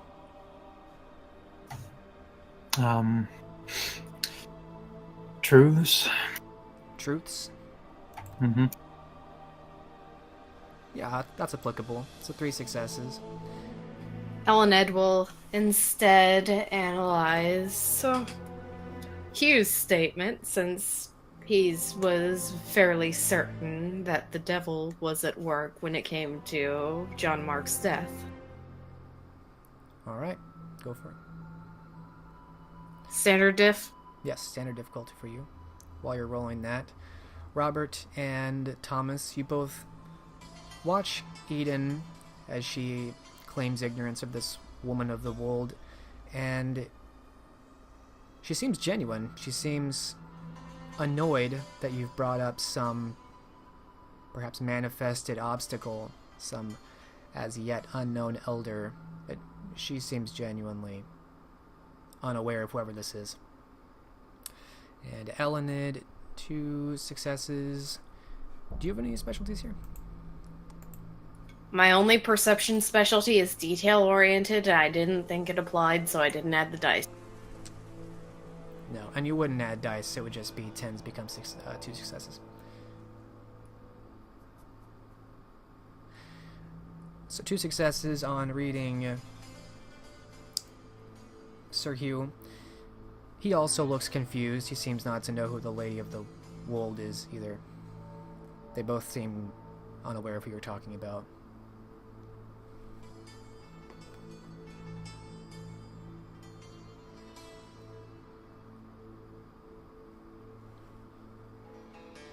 How sure are you that this is indeed a local of Lincolnshire?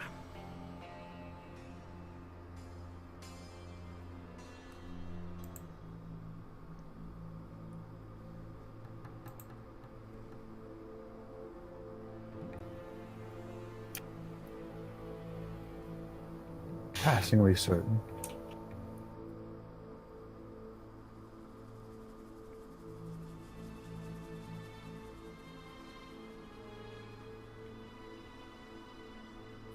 Tom looks to Robert, as if waiting for him to add any.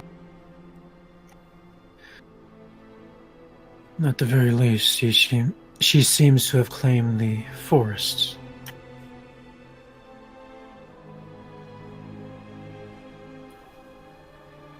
Which is why I mentioned her as a potential enemy of the state. Her apprehension would be essential.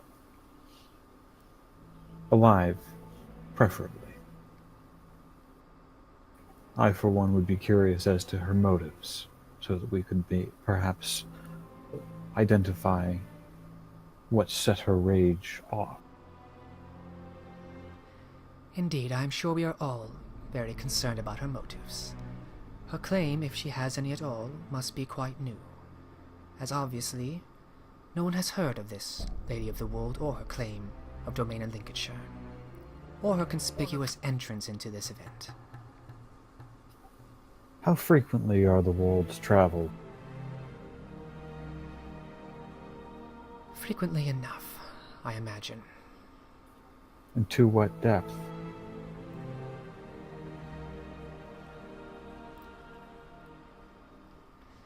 To a depth at least that John Mark seemed unconcerned by them.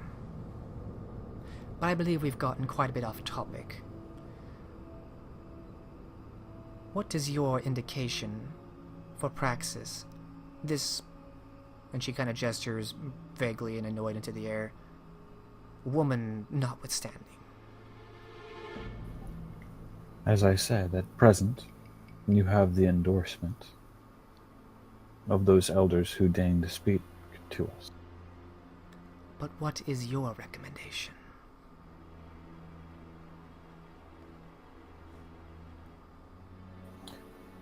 I have none. And surely you do not speak for the entire Gauntlet. And her eyes turn from you to the other three. Surely I do not. He will follow her gaze. Her eyes fall on Elenid. Tell me, Lady Vishkingen, where does your mind lie? Is there perhaps another you think is more appropriate? No, none that I can think of off the top of my head. None that I have been able to find with what time we had to look into things.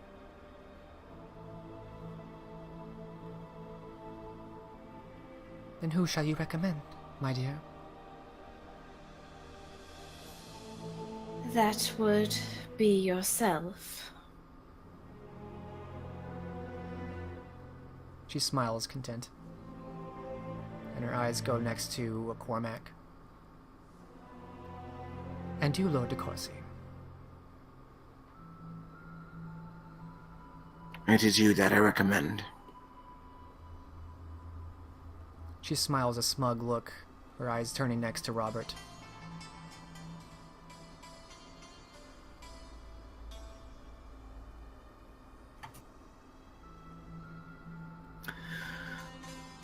It seems clear what has been decided, but a little hint at what would be most helpful.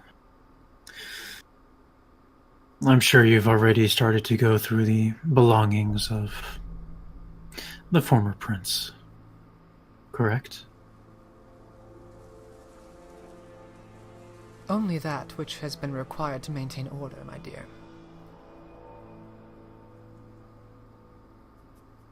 I am no thief in the night.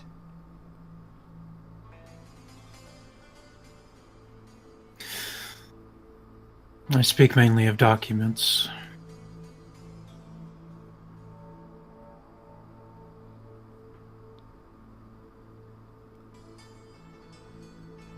Scarce few documents have been found or required for maintaining control and settling the city.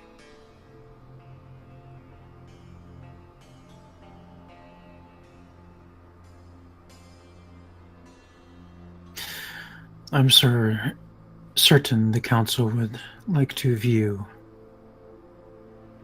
what there is. It would be most helpful if you procured all of those. I can have them brought to you at once. There are not many which were found. And in the meantime, where does your heart lie?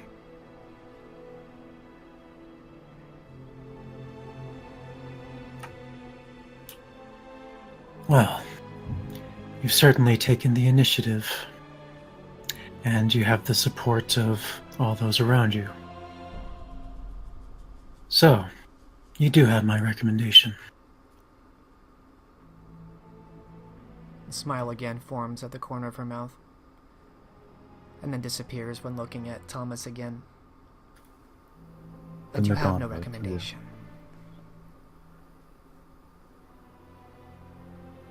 I choose to be the mouthpiece of my fellows.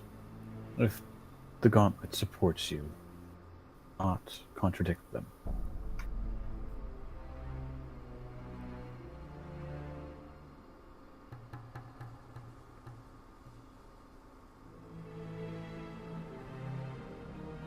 What a glowing review.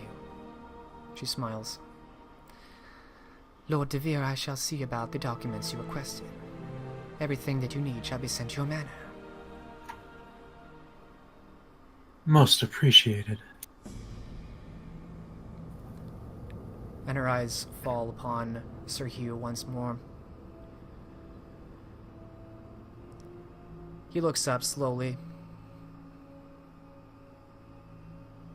I endorse you, Lady Everly, and shall serve as counsel should you require it. And he bows his head. She smiles, nodding.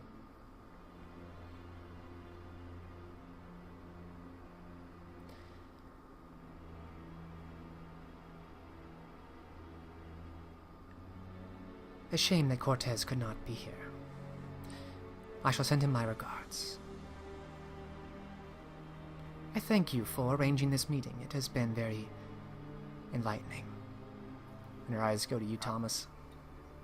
There is one matter that would sway me.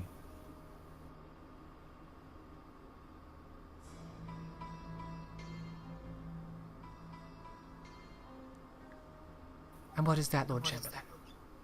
The ghoul Cornelius is a witness in another matter. Also, the named inheritor of Gaetan de Corveau. I would like to know the fate of this man. And if he can be produced alive,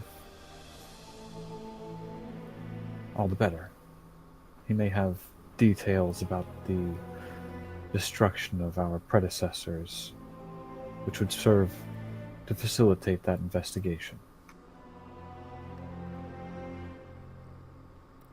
I'm afraid I found no such man in the dungeon nor any other chamber in this tower.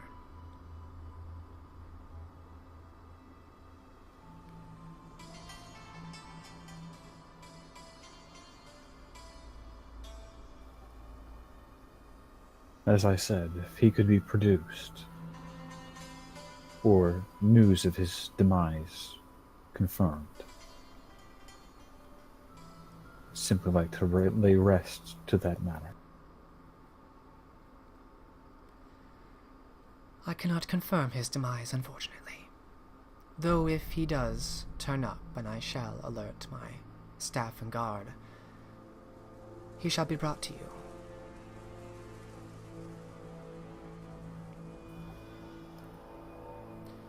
And she rises from the head of the table, and as she rises, Sir Hugh rises as well, in respect. Tom will also rise, and on that night, I will recommend you.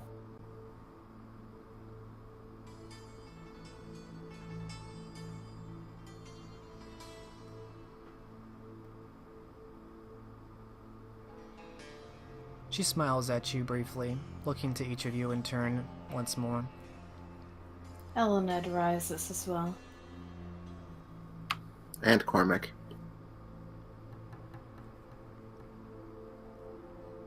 And Robert, I assume? Mm-hmm. Looking content and a bit smug, she looks to each of you again, kind of speaking to the group. I thank you again for your time and for arranging this. There is some other business which I must attend to. I wish you a safe journey to Salisbury.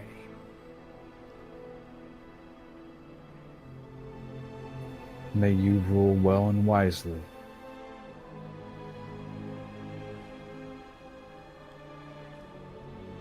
Her eyes go to you, their amber color flickering. And then she turns to leave, and Colton follows after.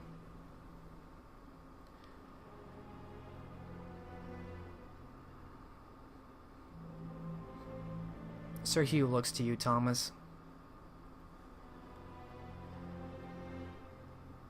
Be careful.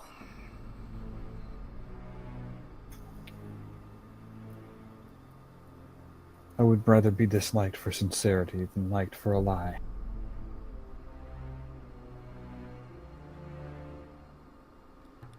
You may find a cold welcome the next time you return. And he turns, meaning to exit as well.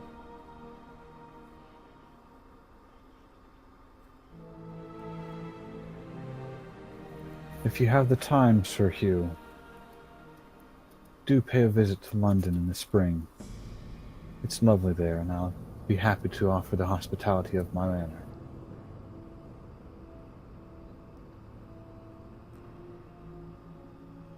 He's quite a ways by the time you call and does not seem to react as he makes his way out of the Great Hall.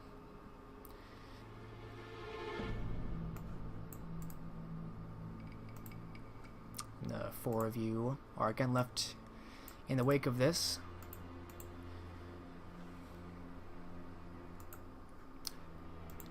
And at that, the scene will fade.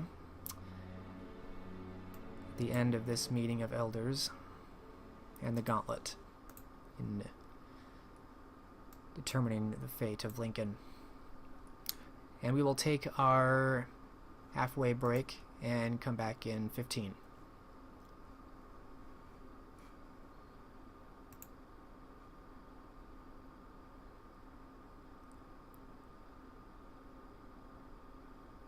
Sound good? Word. Sounds good. Word. Tom can be a vicious cunt, too. Yeah. Let me finish my chocolate. Now, damn it. Okay. Sarah, still here? Yes. What about now? I'm just kidding. Okay, let's go. What is this? An early 2000s T-Mobile commercial? Very early. 1455 T-Mobile commercial.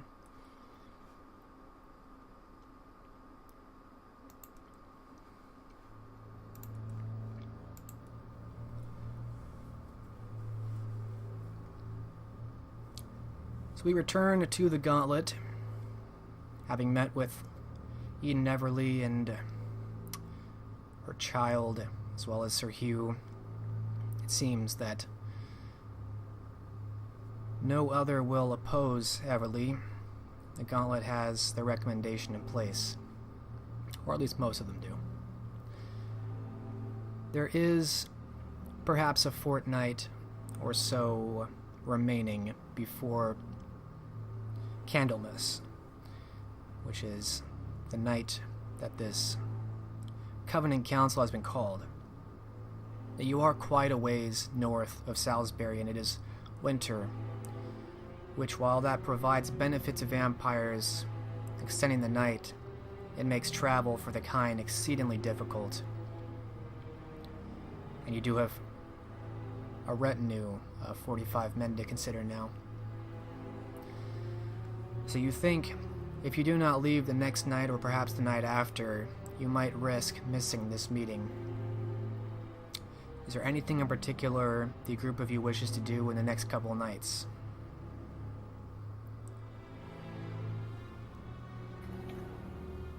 Tom is going to recommend leaving on the following evening. Feeding, getting supplies, and yes, she would agree to setting out as soon as possible. Robert would make sure he gets a decent look at the documents and see which ones would be appropriate to take for travel if need be. Cormac is going to get his things together and he'll be ready to leave the next evening. Or better yet, at dawn. That way the men can get at least a full day between Lincoln and Salisbury.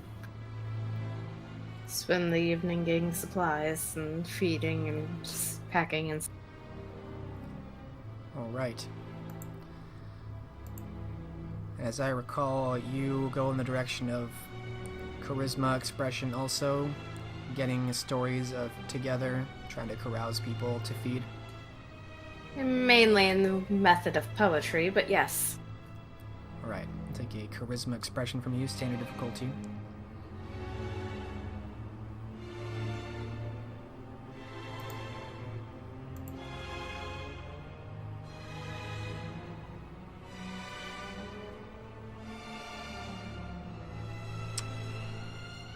Oh yeah, 5 successes. Yes, specialty. Okay. I believe you. In any case, feeding for you is trivially easy tonight. In an hour, you have 5 people you could, in order, feed from easily.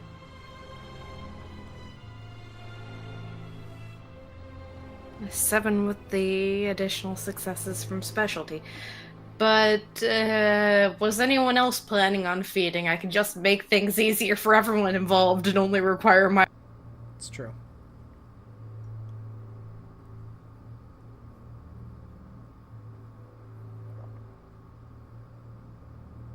I mean, I only need to get a measly 2 blood points. That leaves a good deal left over.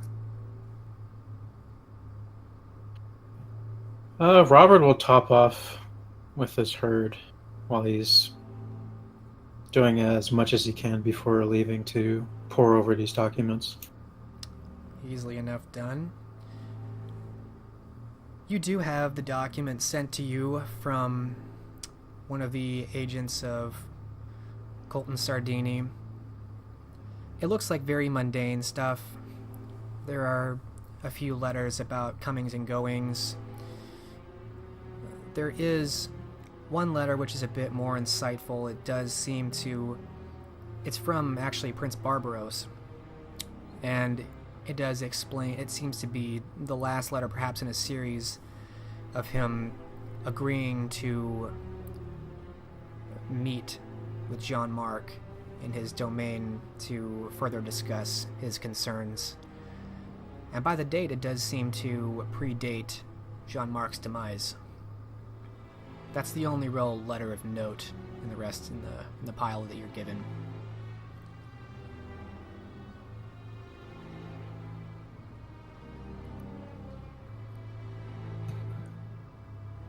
Nothing about his other contacts, overseas or otherwise.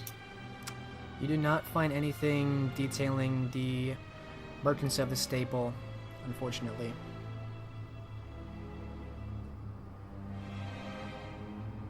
It's actually strange. You don't find any reference to it here, of all places.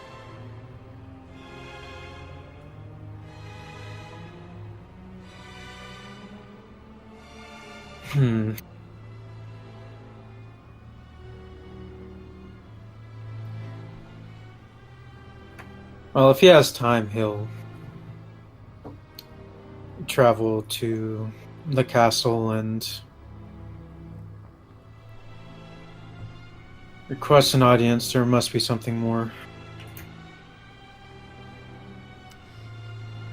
Unfortunately, it seems that whatever business was taking Eden Everly away, she has left the city, and you are barred from her private chambers.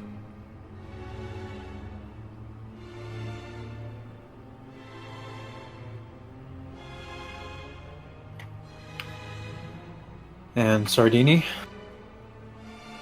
Sardini makes some evasive comments explaining he's not sure when his lady will be back, and he does not have the authority to have it open for you while she is not here.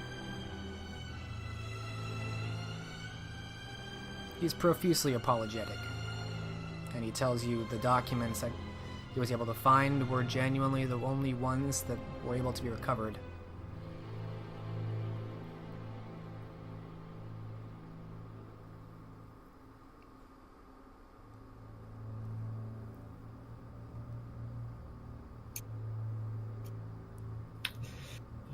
Robert's time there, can he think of his grandsire having way more documents?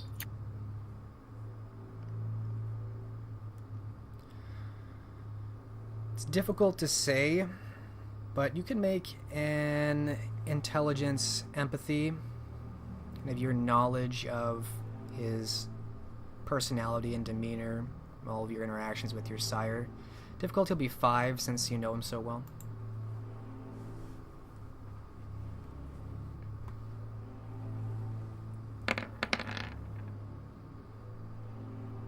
Two successes. Do you have a specialty here? No. Okay. Well, true, but yeah. No. So 2 successes. Still, you know your sire well enough, and it does strike you as odd that there's so little documentation here at the tower, and it occurs to you that it would not at all be out of character for someone as paranoid and personal as Jean-Marc to keep a secret chamber somewhere in the tower, perhaps, where perhaps he did more private business. And given what you know about the documents and what lengths he went to protect Gaetan's estate, you would have been shocked to find anything significant just sitting out for Everly to find.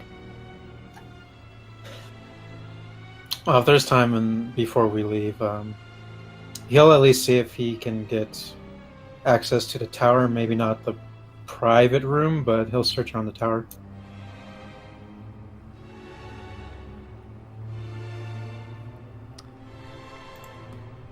All right. Let's see. Let me look at your sheet real quick.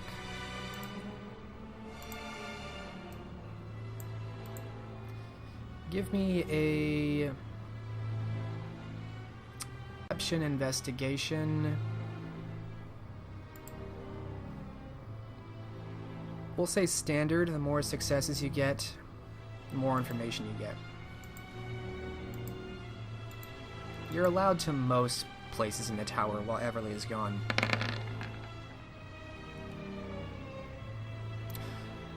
Alright, 1 success.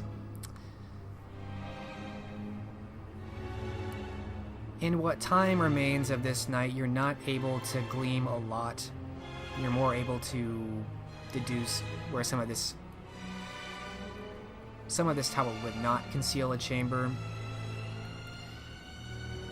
So you've cleared some of the areas that you're fairly certain would not be hidden enough or useful enough for him to either build or connect to some chamber. But you think you'd need more time investigating to suss out where else this chamber might be, if it does exist, or until you've exhausted it, this tower of any possibility.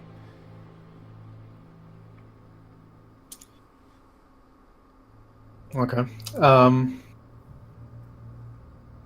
For a future role, is it possible to think of likely places like, I don't know, maybe a stables, like just anywhere, maybe with a wit's role? What do you mean for a future role? Oh, that was it for this night, correct? Yeah, that's all you're going to get this night.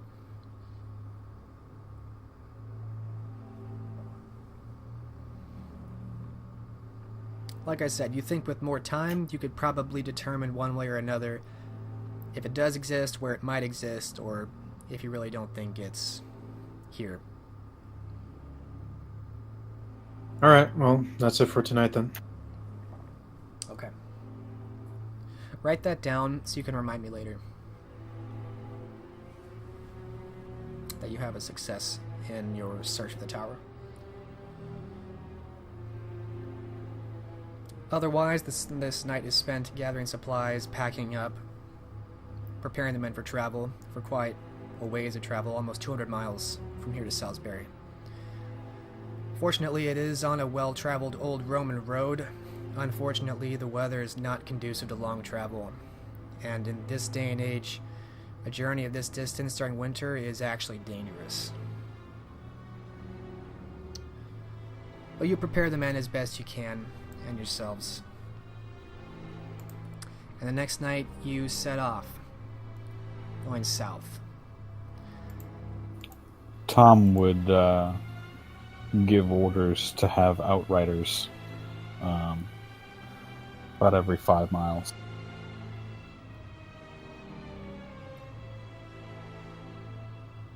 All right.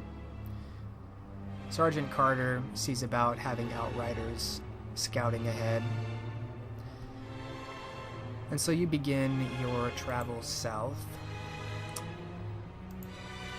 Let me see something.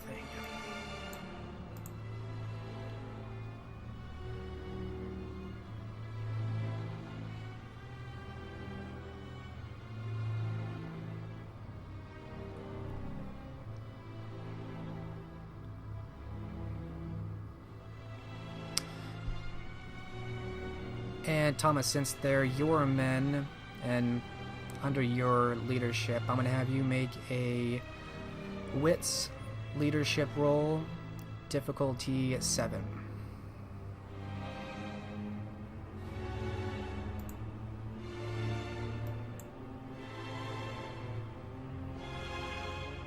It's your overall command and organization of these men.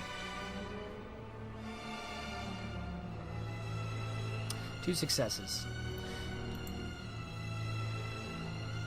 The travel is hard, and you're less used to guiding men over land than you are over sea, but you know enough about morale and checking in enough with Brandon and some of the men to see who's close to frostbite, who needs a rest, who needs an extra meal or shouldn't do outriding. You make the right calls, and fortunately, it saves a few people's lives, who you can tell were kind of at the edge of their health, and they get a little bit more of a break than they might have otherwise without your attention. And so over the next fortnight through January, you slog south from Lincoln, and you make your way into Salisbury.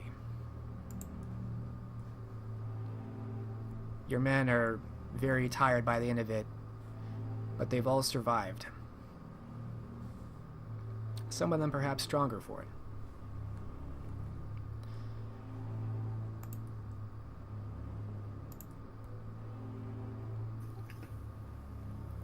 Tom would, at that point, have them...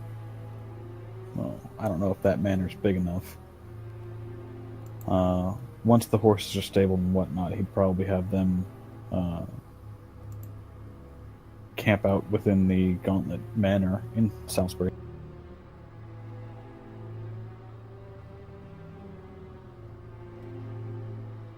The manor estate given to you... Did we lose somebody? Am I gone? We lost someone. Yeah, the internet went out. Okay. I'll pause. Am I back? And also front. So, God damn this internet tonight.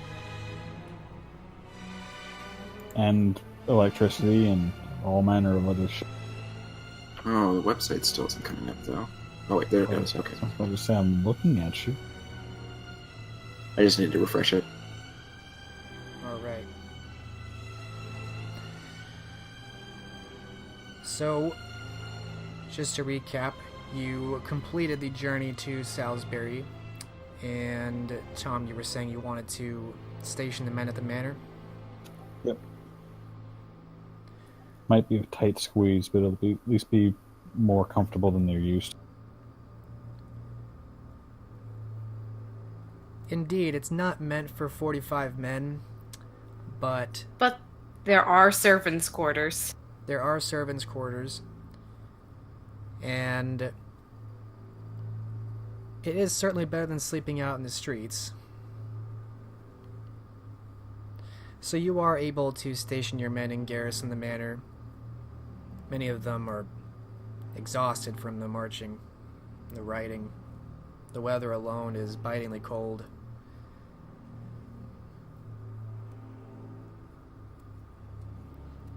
You have one night before the meeting, before Candlemas. How will you each spend it? Start with Elenid.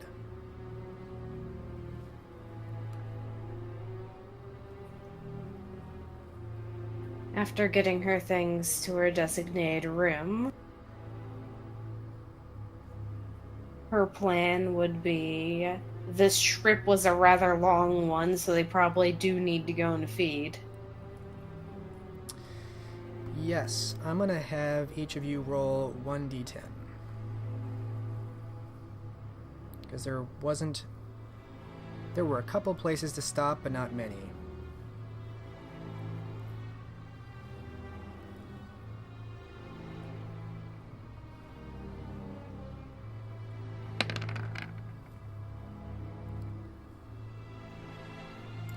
Alright.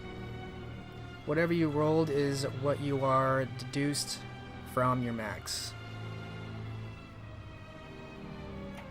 Oof. It's not good. So some of you are quite hungry.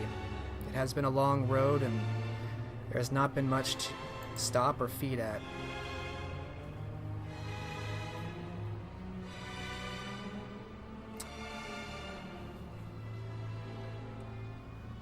Thomas won't miss just one or two of his men.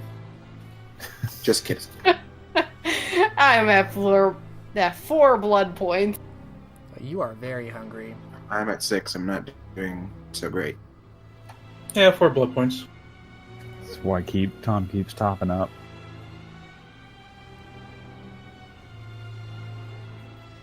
So several of you are very hungry by the time you've reached Salisbury. Of course, you do have one night to feed. Yes. Time to visit the inn. Alright. So, is anyone not going feeding?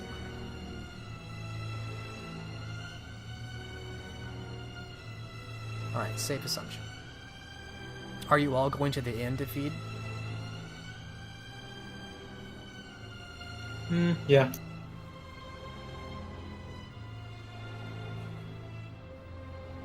Okay. We'll start with Cormac. How are you feeding at the inn? Despite the fact that he's feeling rather hungry, he's going to try to be his normal boisterous self and warm up the people with a few jokes and companionable conversation. Okay. Charisma, empathy. Difficulty here will be, we'll say standard.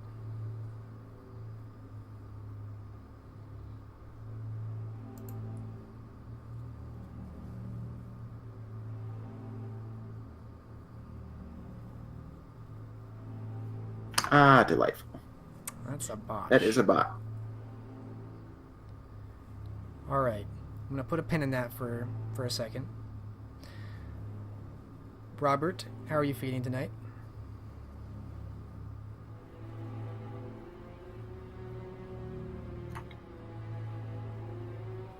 He'll carouse with the patrons, telling jokes, stories, poetry.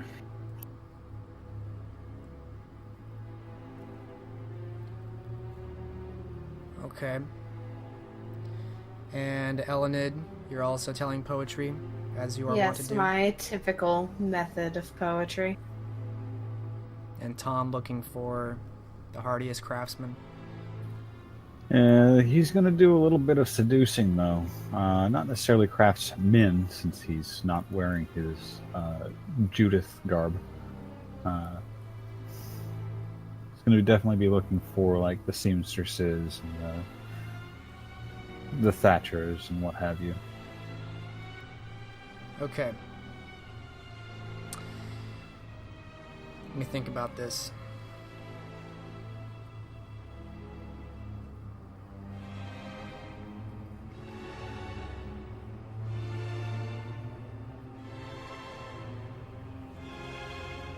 So, Cormac, you get to the point of getting one of these people you're trying to carouse up to feed in a room where you're away from everyone, and you succeed. You get the door closed and everything, but you lose control while you're feeding because you are so hungry. You drain the man dry.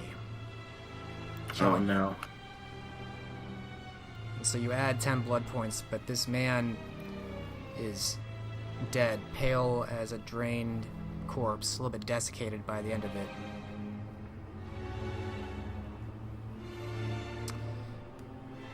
You may need a humanity roll for me. I will. Conscience. Conscience difficulty 8.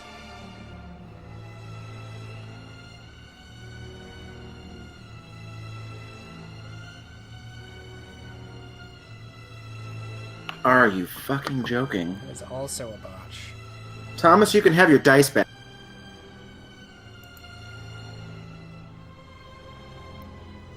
I don't like them. I knew they went somewhere. Wow. Garbage. Failure would have meant you lost a humanity point. And you are going to gain... You are going to lose a humanity point here. And you will find out the effect of the rest of this later. But you don't feel quite right. Beyond the alienating experience of just tearing into this man like a monster, even after you realize the effect that you've had and how different you feel afterwards, there's something else that kind of lingers in the back of your mind that you haven't quite settled. It's distracting. You're not quite sure what it is yet, but you have to deal with this corpse now up in this inn. What does Cormac do? What kind of room is this? It's a fairly small room. There's a window looking out into the street. This is at the end of the inn, so the curve of the roof kind of comes down, slanted across the room, and there's a wooden bed where the man is desiccated and drained. The door is closed, so fortunately no one has seen anything yet. It's a pretty small room, cozy, but maybe less so now.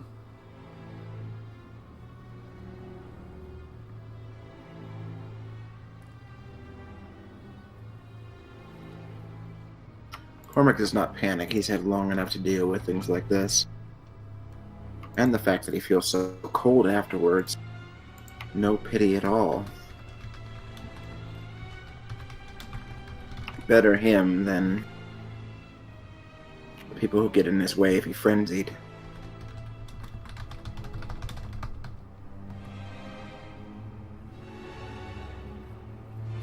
He'll go look at the window to see about that as a possible avenue of disposing of the body.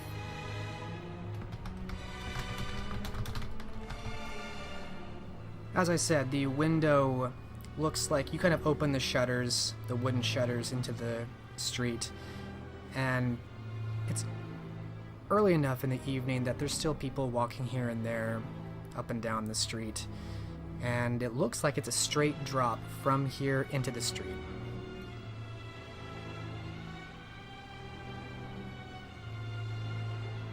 Cormac is just now beginning to realize how fucked he is. Being that someone had to have seen him leaving that common room with this man.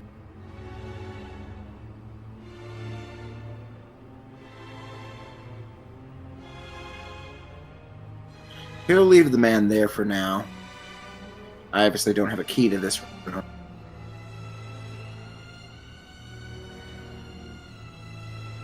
No, you convinced this man to bring you up to the room he was renting.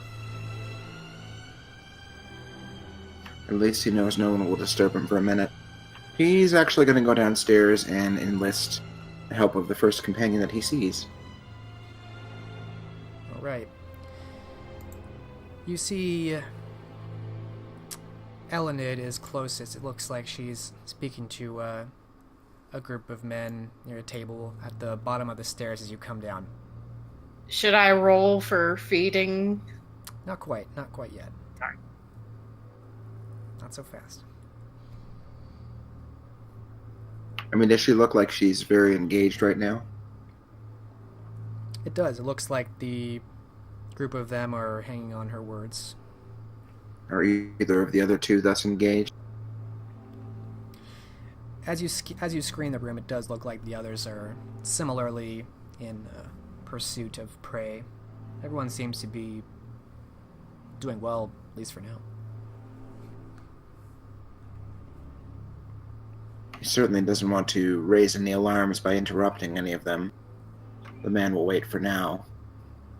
So he will stand idly back and wait for someone to finish. Alright, Elenid, go ahead and roll for hunting, standard difficulty.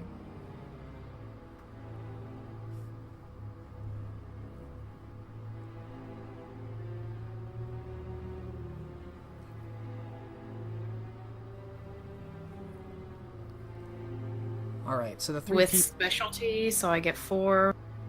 Yeah, you were talking to 3 people, but you're so successful, someone else kind of overhears one of the stories you're telling, and over this next hour, you're going to get all 4 of them at some point or another. Okay, I will go 2 from each. Alright. They're all going to be very woozy, but just enough to chalk it up to drinking up too much tonight. You are first to finish. Cormac, you see that. She seems to come back down, looking a bit more in control. Actually, what were you at, Elenid? I should probably not jump that shit. I was at 4. And I also will need a self-control roll from you.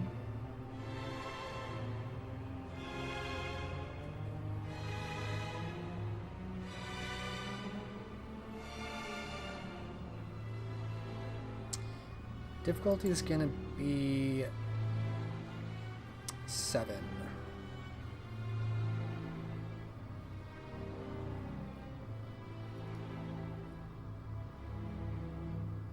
One success. You're barely able to keep it in. It's been a while since you've been this hungry, and you have to catch yourself. But you hold on.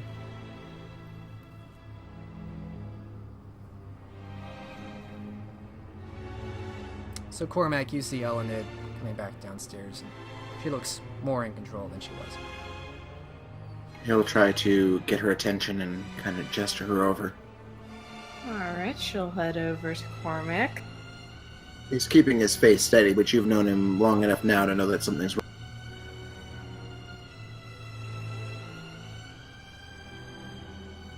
Would you rather speak down here? Would you rather us go somewhere private?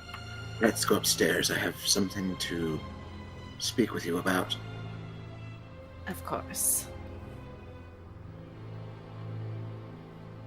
And not being one for any pageantry, he will actually take her upstairs into the very room he just left, and let her draw her own conclusions. for a moment.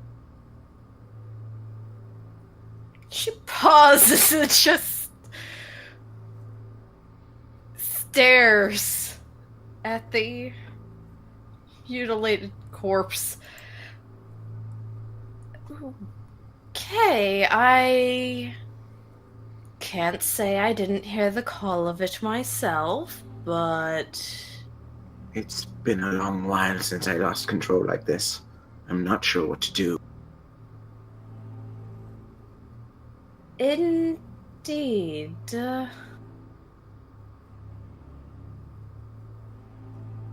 Question is, if anyone saw you, more specifically, who saw you come up here with? If anyone did, we'll have to make them forget it, one way or another. Of course. And I do have ways of going about that. I did have a fool notion of embracing him out of sheer panic. I thought better of it, of course. Of course.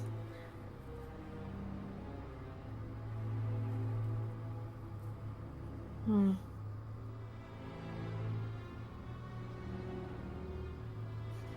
best thing I can think of is find out who saw you, take him up here, erase those memories, and stage the room to make it seem like something else happened.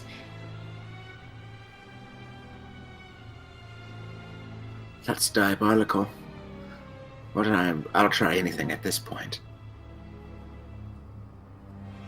It's diabolical, but it could save you.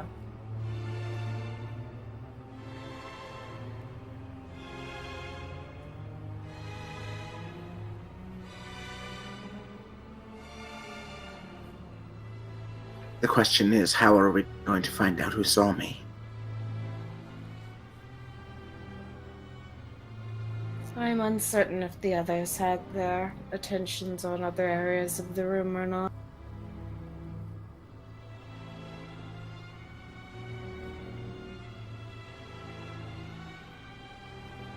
Blasted, we should have arranged refreshment for the road. We should have, and yet we didn't. Fool mistake has cost this man his life.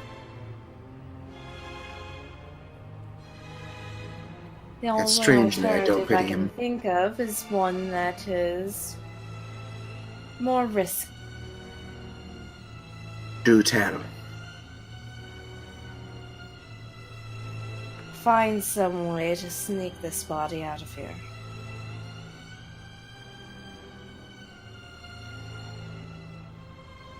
I'd considered it. The common room is full, and the window is a drop straight down.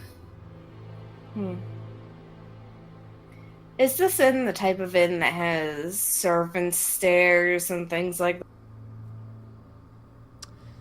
It's pretty basic. If you step out of this room, it's a hallway that has a bunch more rooms all clustered together as tightly as possible. It goes downstairs straight into the tavern below. And you think you saw maybe a staircase that goes down further, probably some kind of larder or stock for more ale.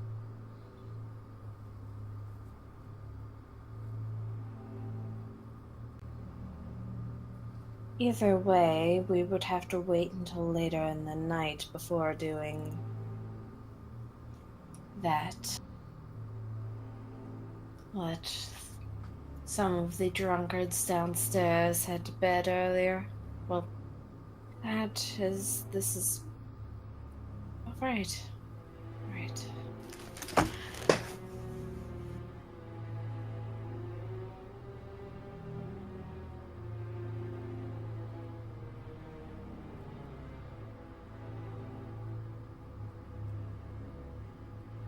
I can block the door so no one will get in. Perhaps climb out the window, find another way around. Before we resort to that, we should likely get Thomas and see if he has any ideas. I was trying to avoid that. He shakes his head. Do you know what he's going to say? I have a few ideas.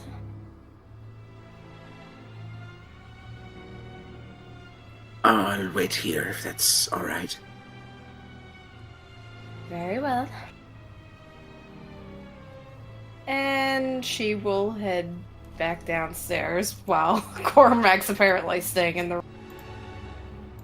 He's just standing there, staring at the corpse, hands on his hip, completely unsure of what to do. Alright, you stay there as Elenid goes back down. I will take a roll from Robert now. Standard difficulty. For your hunting.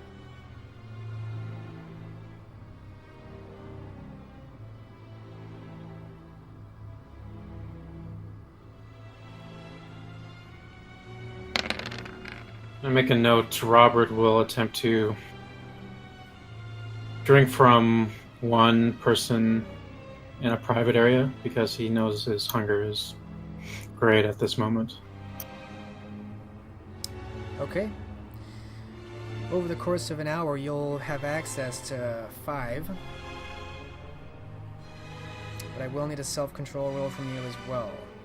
Difficulty 7.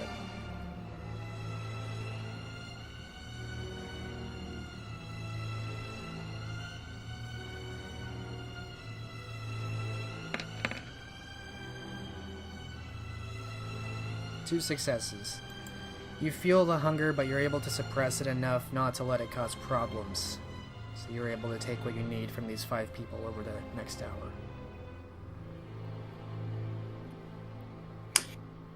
hour. He'll take 9 blood points spread around. Okay, across 5 people, that's quite safe to do. And Thomas, you also are hunting. So I will... you said you were trying to seduce people? Yep. Plant the seducer. The gigolo, if you... Okay. Women, but craftswomen? Women... Well, craftswomen preferably, but he's... I mean, given circumstances, he's not... Male, female. It's not really important. Okay. As long as they are in some kind of manual labor trade? Right. Okay.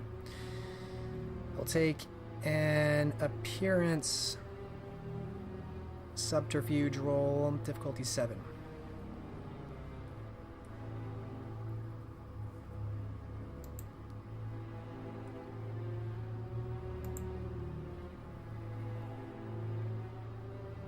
Alright, and what's your subterfuge specialty? I have to remember, hold on. Is that omission, like live omission?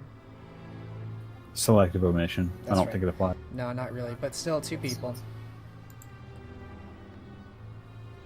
3 from each would be pushing it, though, huh? You can do it, they'll just be out. Looking passed out, probably. And you're not hungry enough that I need a self-control roll from you. Right. I think we'll go ahead and leave some unconscious drunks. Easy enough to do, it happens. And so Robert and Thomas, you both finish feeding when you see that it looks like Elenid's descended the stairs and is looking for the 2 of you. You catch your eye.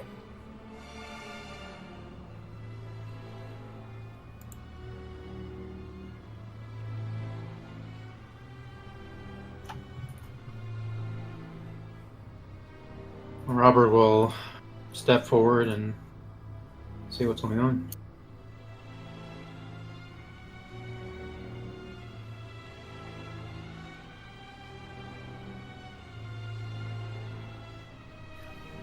Tom will also come see what has her in a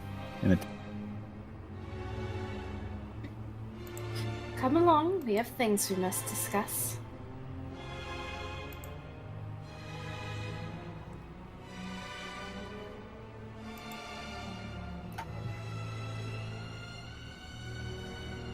Very well. And with that, she will turn back around and head back up the stairs.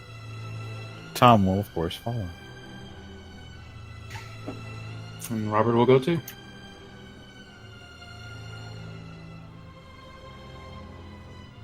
All right. You follow after, and you see the same image, the same scene.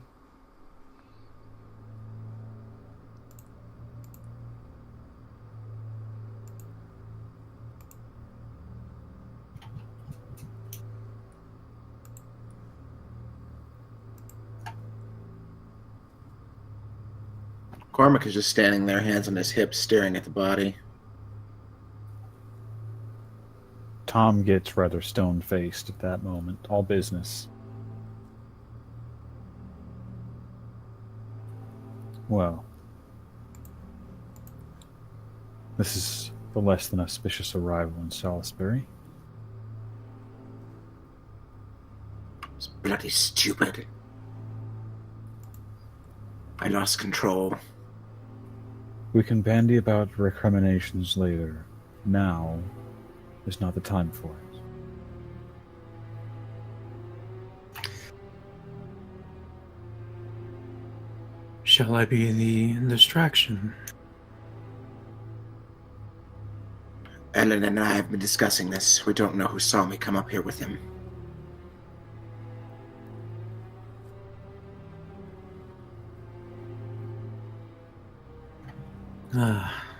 That kind of situation. If we're lucky, no one was paying attention. But I don't think I'm that lucky tonight. Probably would have an easier time getting everyone drunk. But then they'll find the body on the morrow, and someone will remember him going up there with me. Not if we take him for a walk. I tore out his throat, Thomas. A great many things can happen to a gentleman who falls into the river, and no one will ask any questions about it, especially in the winter. How are we going to get him out there?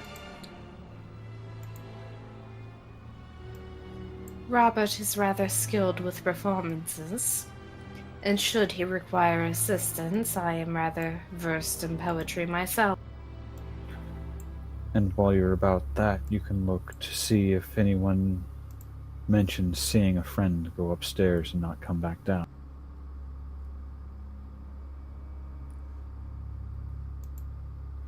I suppose we could bundle a cloak about him.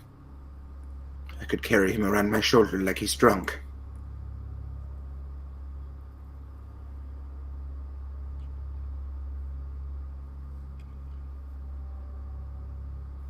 Though, if you'd rather I help with removing, I can help lend the shadows to our aid with being unseen. That could be helpful.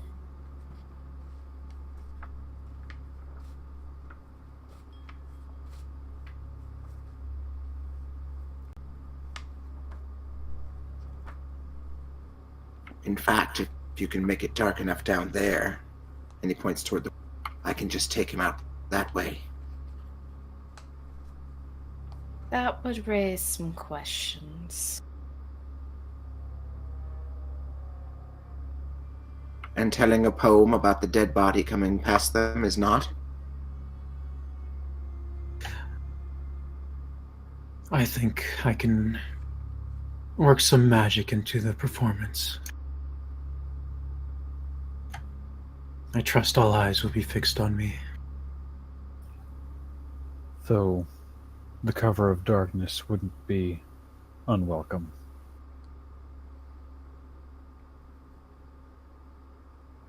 I believe I saw that fire running low.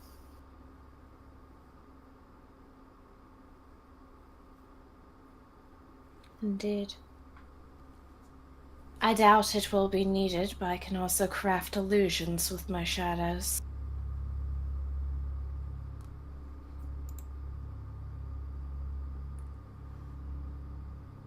Since when have you been able to do that? Shortly after the werewolf incident.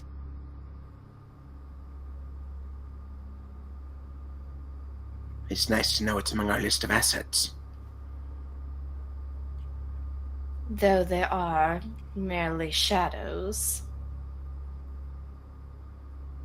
There is no color, there is no definition outside of silhouettes.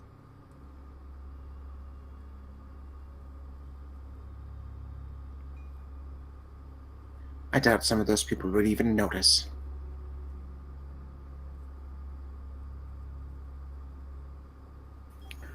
There are at least two who definitely won't. They'll wake up with quite a headache in the morning, but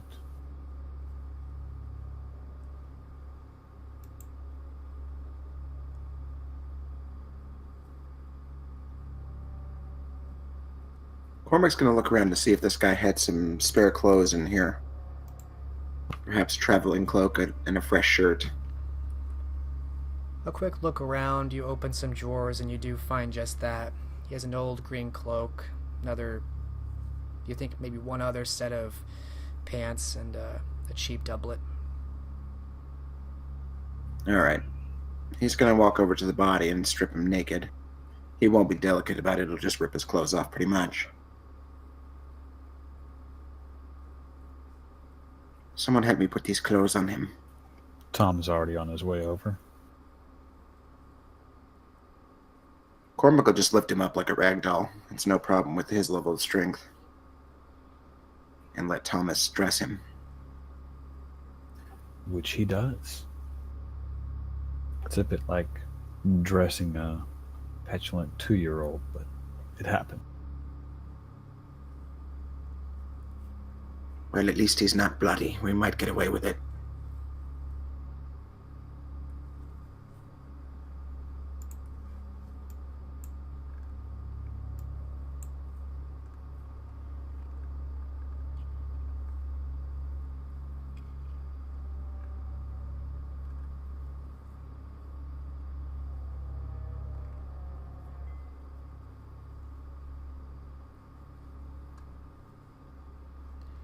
Alright, what do you do next?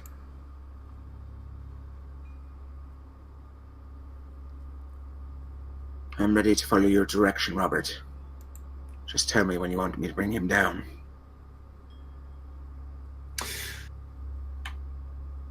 I'm afraid I'll be busy with the performance, but as soon as you see the opportunity, I suggest you take it. I'll position myself at the stairs. You wait at the door. When I see an opening, I'll give you the signal and we'll move. He nods, lifting the man and wrapping his arm around his shoulder. And I will do Eleanor. what I can to assist with the stealth. Wait at the bottom of the stairs, and when you see us coming, that'll be your cue. Very well.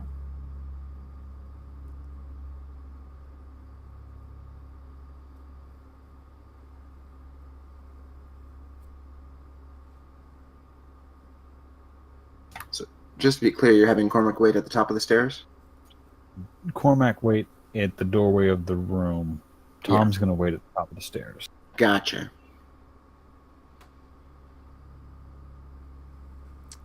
Alright, so Tom leaves to wait at the top of the stairs as Cormac remains. What does Elned and Robert do? Elned was told to hang out by the bottom of the stairs. By the way, how's the lighting down there? The lighting downstairs is fairly good. There are a number of lanterns set about. It's pretty well lit in here. There are corners here and there with less light, but they're not very common. So the typical drop shadow sneak out wouldn't be the best option. You're smart enough to know that it would be very suspicious to have shadows stretch more in this room, given how well lit it is. Alright.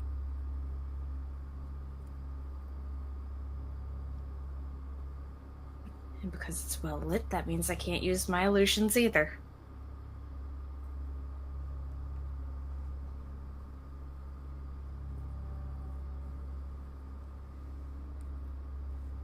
And what does Robert do? He'll go to a part of the inn where he can gather attention away from any entrance or exits. And he'll turn on off full blast and then begin singing and dancing. All right. Have you roll your... Let's see, I believe is Charisma Performance difficulty 7? Yep. All right, roll it out. That'll be 1 blood point. Alrighty, took it away.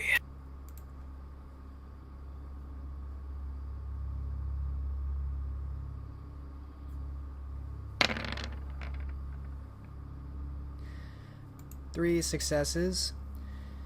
You get 6 people to look at you, which includes the bartender and about half of the remaining people still awake at this hour who haven't otherwise passed out from blood loss and alcohol or otherwise are just drunk. So there's still a few people at the back who look your way but go back to their drinks. Of course, you haven't begun singing yet, so...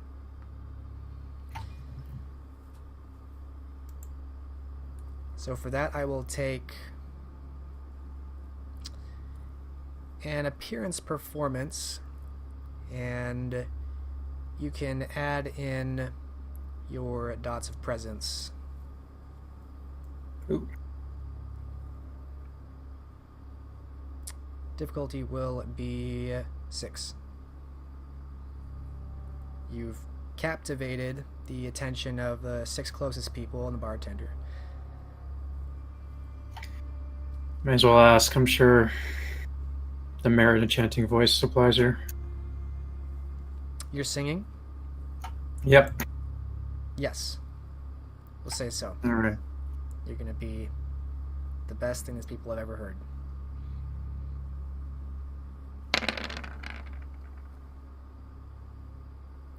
Five successes. Describe Robert as he puts on the greatest performance this inn has ever seen. In the middle of the night.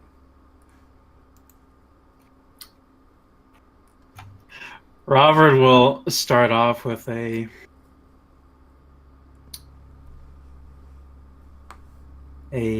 mesmerizing song and choreograph along with it, putting on such a display that nuns just sitting there can ignore it.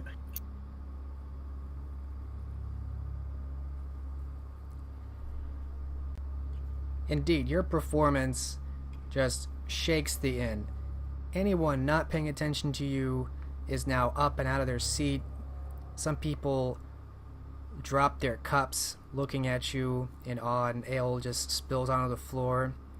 You started this almost a riot of activity as everyone is just up in arms and trying to sing along with you. Many of them are too drunk to, but they try.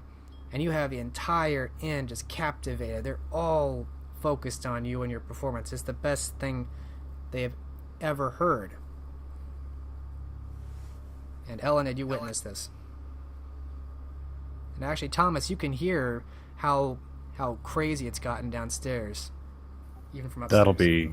Yeah, Tom's going to go ahead and wave Cormac and watch behind him in case any doors happen to open. And Cormac will begin carrying the man down the hall, doing his best to behave as though he's drunk. Just carrying a fellow back home. Alright. You make it downstairs, and with your strength, it's very easy to carry this man. And you see that the entire tavern, like all the seats and tables that were occupied, are just vacant. Now there's this small mob around Robert, who's gotten up onto a table so he can perform, and even the barkeep seems to have like left his post, leaving a few coins on the table, in fact. And just everyone's looking at Robert. And you have to admit, his singing and performance is quite impressive as you make your way out. Tom's going to take the man's other arm and shoulder the burden as well, because it'd look less suspicious if 3 abreast are going out helping one man to stay on his feet. Yeah, it's not difficult at all for you to get this corpse out. Helena, what are you doing? You're at the bottom of the stairs as they pass. I'm supposed to assist them in, well, providing shadow cover, which I cannot do until we get outside because of how bright it is inside. Alright. You all make it outside with the sound of uproarious laughter and cheers, song and dance inside as everyone who was asleep is waking up, except for a few people who are just too drained of blood to do anything. Everyone else has gotten up. And the 3 of you make your way outside, closing the door. There are still the muffled sounds of activity behind you, but you're in the street now. And there's still a few people here and there walking up and down the streets, but it's getting less and less over time. Are there alleyways we can traverse instead? Yes, across the street, it seems like you're in a row, this street that kind of goes down, and there's a home across the street, couple homes, and a fence that leads into what looks like an alleyway of sorts. Then Which to the direction? alleyways. Which direction is the river? The River Avon is not too far. It's further down the road, but you could probably make this alleyway to get to it. It would just be a little bit tortuous. Rather a roundabout way, but yeah. Yes.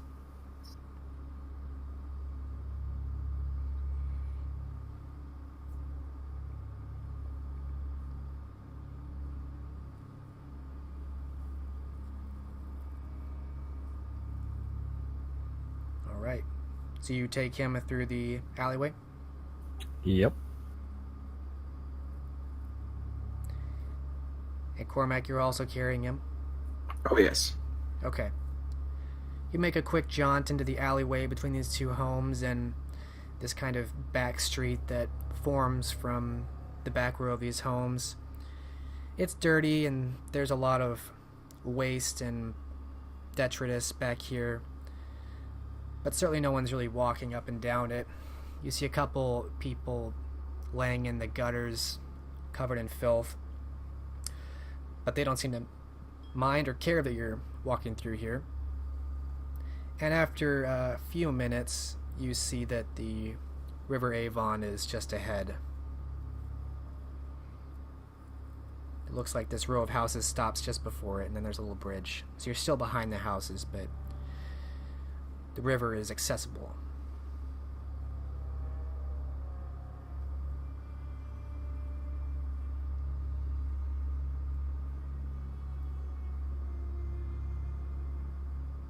Are there lights on in the houses at all that we can see?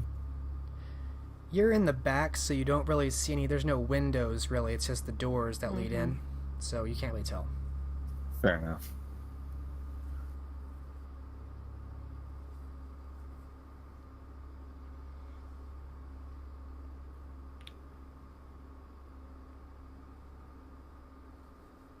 Can I create a shadow illusion as cover while they toss the body into the river? What kind of illusion do you want to make?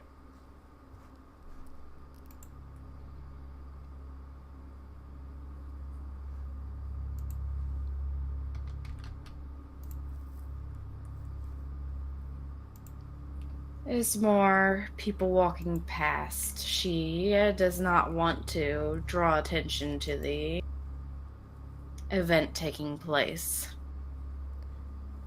There's really no one walking through here, per se. There were a couple, you think, bums laying further back in some of the detritus, but this isn't like a well-traveled alley or anything.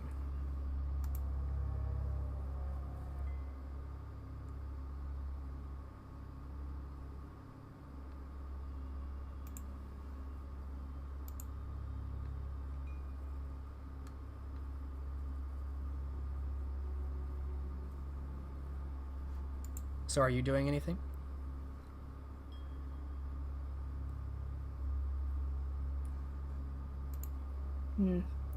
Now we'll travel to area.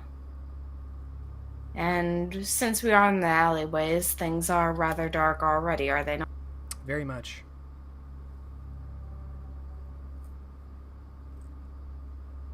I'll add a bit more to that darkness to ensure people can't see what's going on. All right. So if you roll, you can spend 1 blood point, and you can add your dice to your dice in Obtenebration to the attempt that I'm going to have for them doing this discreetly. Okay. Congratulations, you have 4 extra dice. Alright, so you have the body and you're close within sight of River Avon. What do the two of you do holding the body? All right. Tom, Go ahead. you first. You might have a better idea than me. Tom would recommend laying him down and just pushing him off from the shore rather than dumping him in unceremoniously and making a big splash. Cormac is good with that.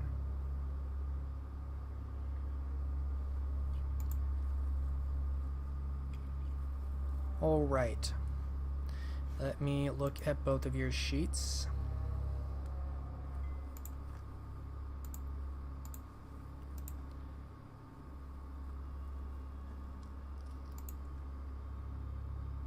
Alright, Cormac, I'm going to have you make a wits stealth, and you can add Elenid's 4 dice as the shadows seem to wrap about you, and as you make the edge of this alleyway, there's a little bit more light because there's no more houses, and there is a bridge where some people are passing by, which could potentially spot you.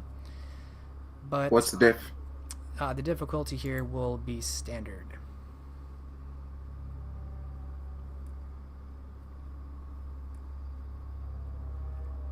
All right. Well, I didn't budge.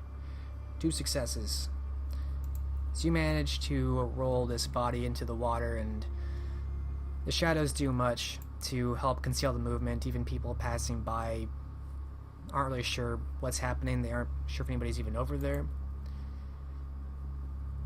And the man goes into the water with a quiet plop and disappears into the darkness.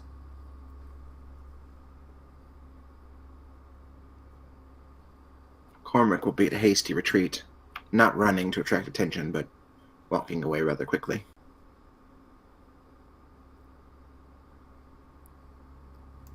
Alright. Soon enough, the 3 of you make your way back through the alley and into the streets again. Back to the inn, or where?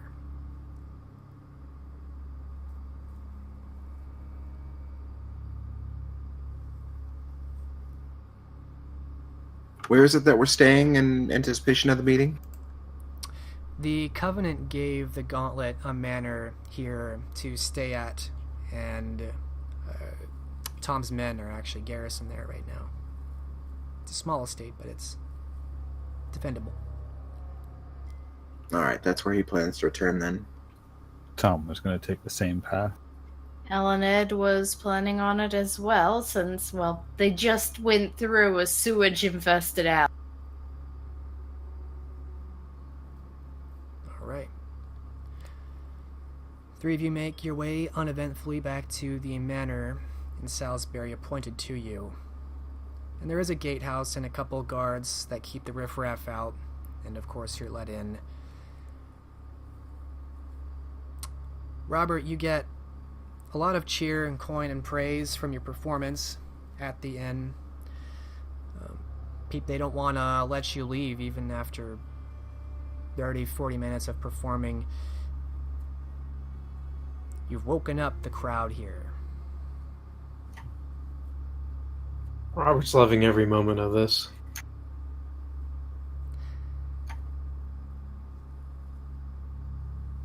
But of course, he's not going to stay here all night.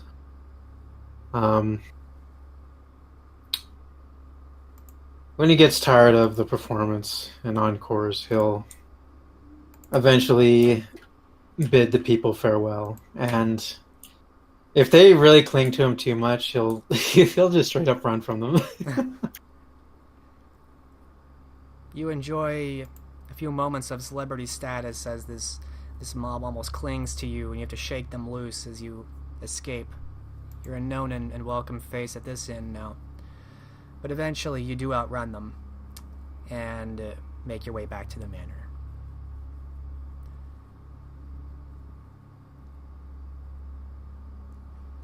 So the three of you arrive at the manor, and perhaps 20 minutes later you are alerted by the staff that it appears Lord DeVere has returned. And the group of you rejoin again. It's the middle of the night, closer towards the end of it than the beginning. But it seems you've solved your problem for now.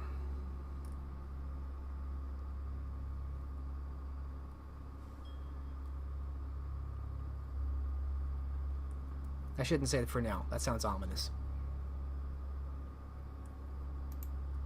Solved one problem. You've solved one problem. And the group of you rejoin, we'll say, in one of the studies in the manor.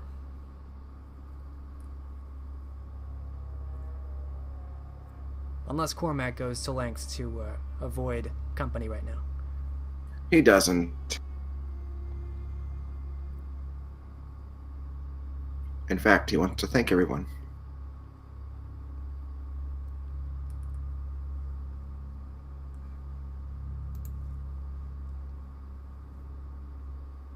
He will say when they're all in the room, "I was an addle-pated fool tonight. Thank you for helping me." You'd have done the same. I would have done, but I'm grateful nonetheless. We all make mistakes. But that was a fun night. I wouldn't have had that opportunity had you not done so. Tom pins a very serious glare on Robert.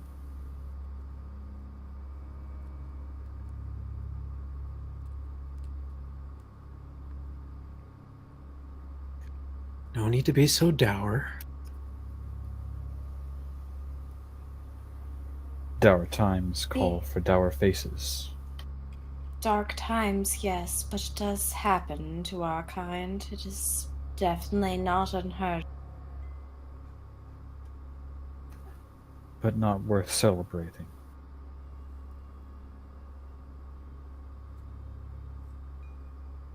Fair enough. A man's life was lost this day.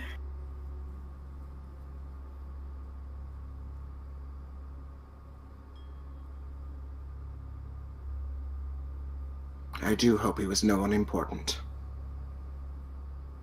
But staying at that hell heap, I doubt it.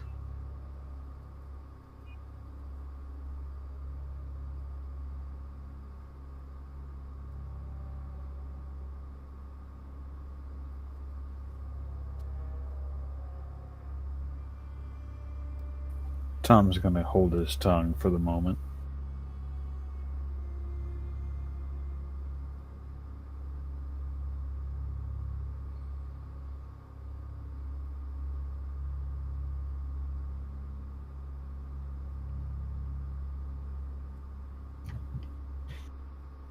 Well then.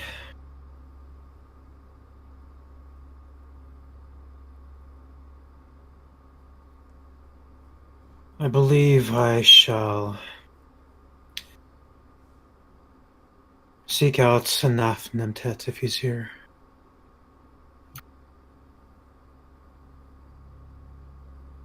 Yes, we still don't know what can control the trees like that.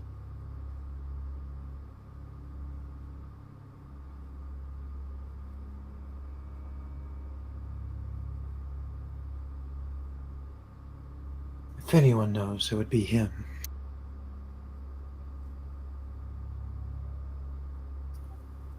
One of us knows. He's just having trouble remembering.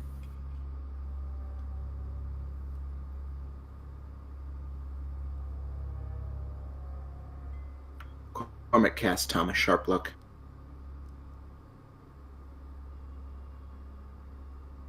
You wouldn't want to remember either. It wasn't an assassination. Simply an observation.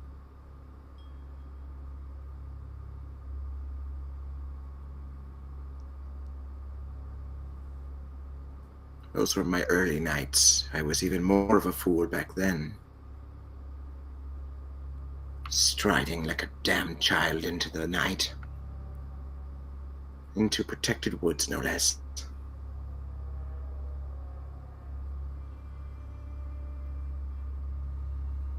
What I found there would change me forever, even if I can't remember quite what it was.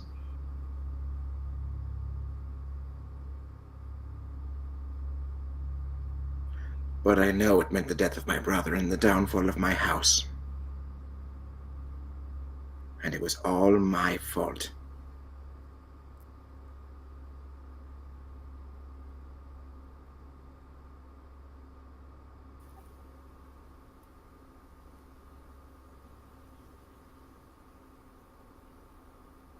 Every time I hear you speak like that, I'm tempted to beat the self-pity out of you.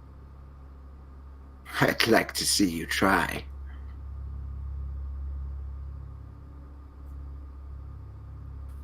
Tom grins. Then Well, again, we've the already had some former time. Go ahead. If the former Gauntlet did stay here, there should be at least some area we could use for sparring if that's the case. Oh no, Thomas and I have already wrestled enough. I don't know. Almost fancy a second round. We'll keep our clothes on this time, eh?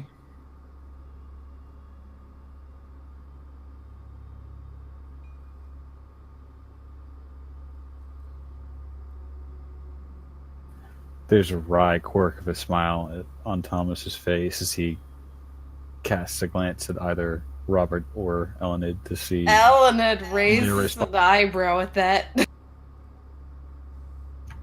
As is Robert. You really should try one of Benebatea's parties.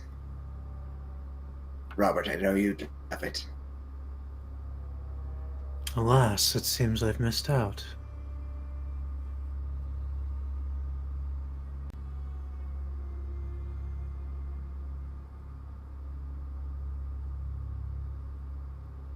Any road, no wrestling tonight. I'm sure we have preparations to make before our meeting with the Covenant.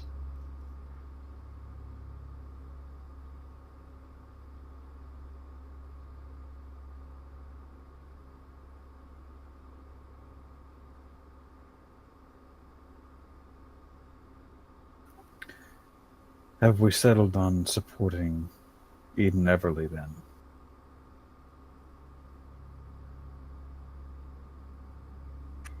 As of current, she's the only option in the city. However, I am uncertain as to how long she will be able to maintain praxis. So that there aren't any surprises, are we going to voice our concerns about her continued position? Naturally. But also state that she has the support of everyone in the city. Not everyone. Well, Of every- most everyone. Most that we've spoken to, at least. Though such methods are due to fear. She has the support of 2 elders. That's all.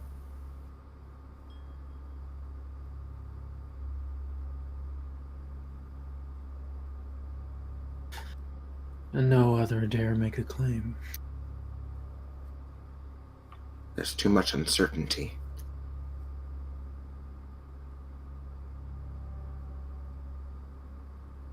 Let me rephrase that. She has the support of everyone in the city, whom they will likely deem martyrs.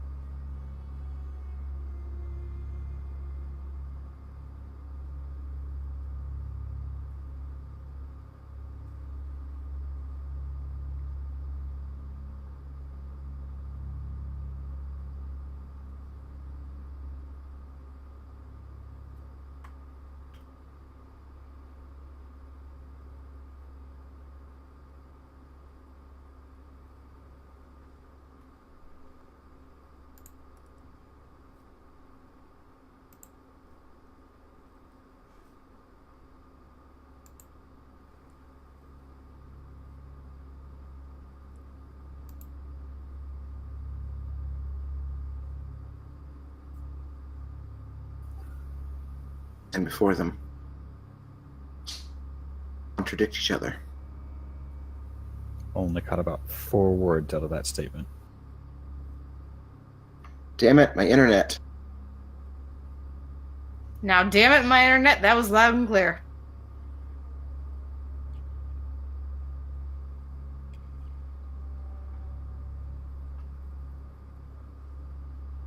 He asked if there's anything else we should discuss before we contradict each other in front of the Covenant.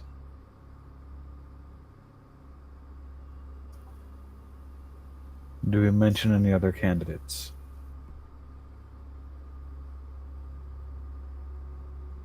The other candidates do not want to be mentioned. I wasn't speaking of Hugh. Or Cortez. And then? Are you still thinking of recommending that damn Ancilla? He has the support of everyone else in the city. He's too young, Thomas. He won't be able to hold it.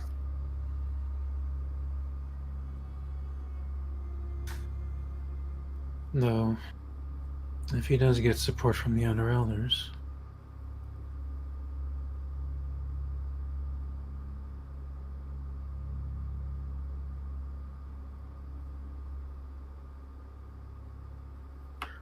I won't stop you from recommending it, but I think it's a bad idea.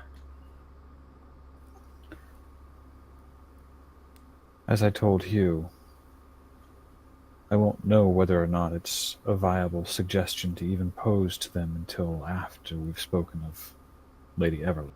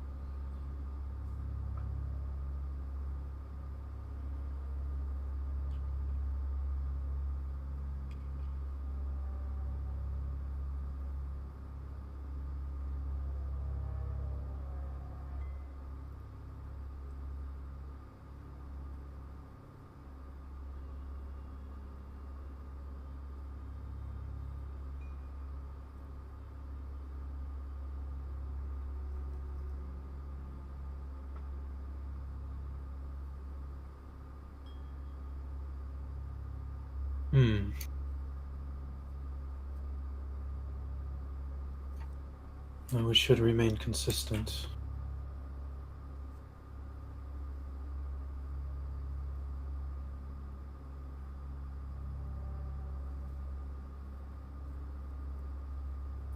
The only other option is installing a prince from outside Lincoln.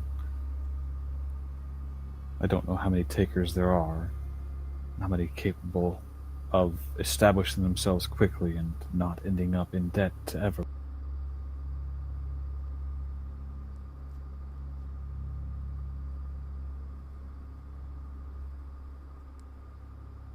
In the end, the Covenant will make the final decision.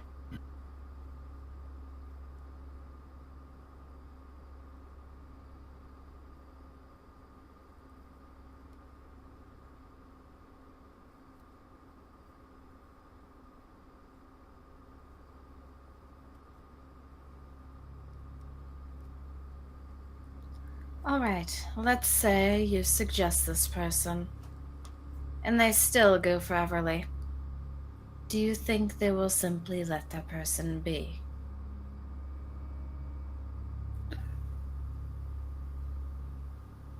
I wasn't speaking of anyone specific, simply offering the thought as an alternative.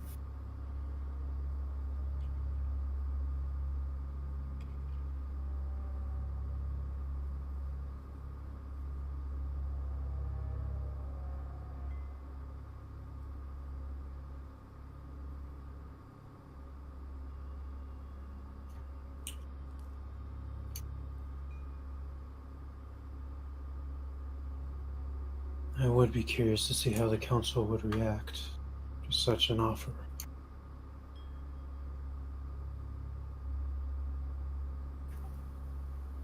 I know that my sire has the years and the resources, but I don't know that she'd be willing to uproot herself.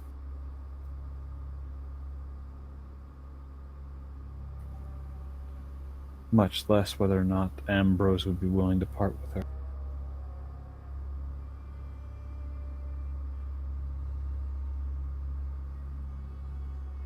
Cormac wisely keeps his mouth shut on that one.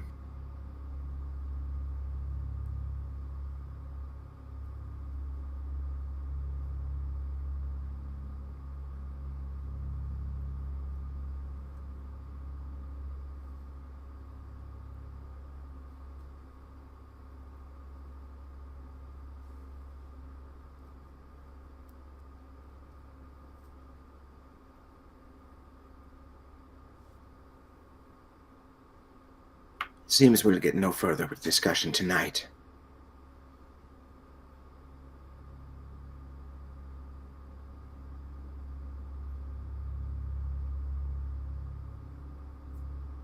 No, it doesn't seem so. Perhaps we'll have something more concrete in the morning.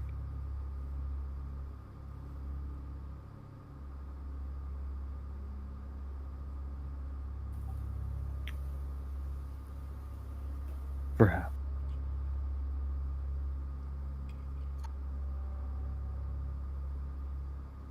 Tomorrow I went to say, but yeah, you get the idea.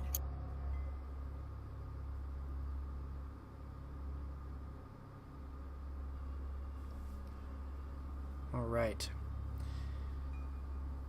So as you conclude that meeting, the scene fades. The night will be ending. And with that, we will end this session, and we will resume next week for the meeting of the Covenant Council. Cool. Good game. Robert, take a willpower for your performance. That was great and in line with your nature and character. Woohoo! I think that definitely would have restored a lot of confidence in him. We will do one experience all around. Entertaining role players. Let's start with Robert. Huh. I'm going to have to give it to Cormac. That was a lot of poorly rolled dice, and it created a very entertaining scene that otherwise would have just been filling up on blood. Oh yeah, before I forget, I looked at it again. I was wrong about that conscience roll. It's not straight 8 difficulty. It's target of 6 and then plus a difference in your road. And you were at 6 humanity, correct? Before everything started?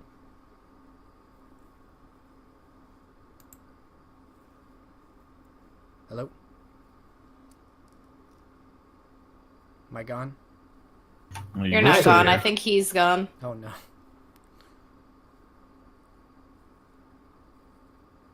No, he's still in roll 20.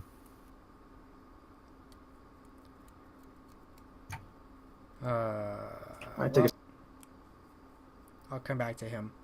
Anyway, he rolled 2 6s. He succeeded the roll, so he will not be losing any road. He will remain at 6 humanity. Everything else stands. So Robert 1 to Cormac, along, Tom. How about you? I think I'm also going to go ahead and give it to Cormac. He did weather that storm pretty well. Just goes to show even Ansela can frenzy after 25 sessions. Someone was bound to. Sorry, I cut out, guys. I just got a call from work. My pumps went down, so now I have to go down there again. Aw. Awesome. Real For the quick. third fucking night in a row, and I have to work at 4:30 again in the morning. That's brutal. Before you go, you didn't lose any road. You remain at 6 humanity. And who do you vote for entertaining roleplayer? Oh.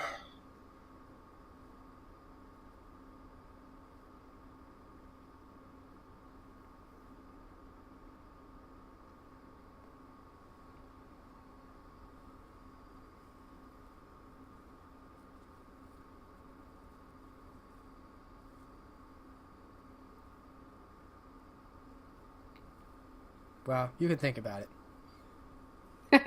You come back to me. Sarah. Yes, entertaining role player. I'm going to give it to Cormac as well. Okay, sweet. Alright, I'll get Cormac's vote and post it publicly. So otherwise, one experience all around, and we will pick it up again next week. Good game, guys. Again. Alright, have a good night. Word. See ya.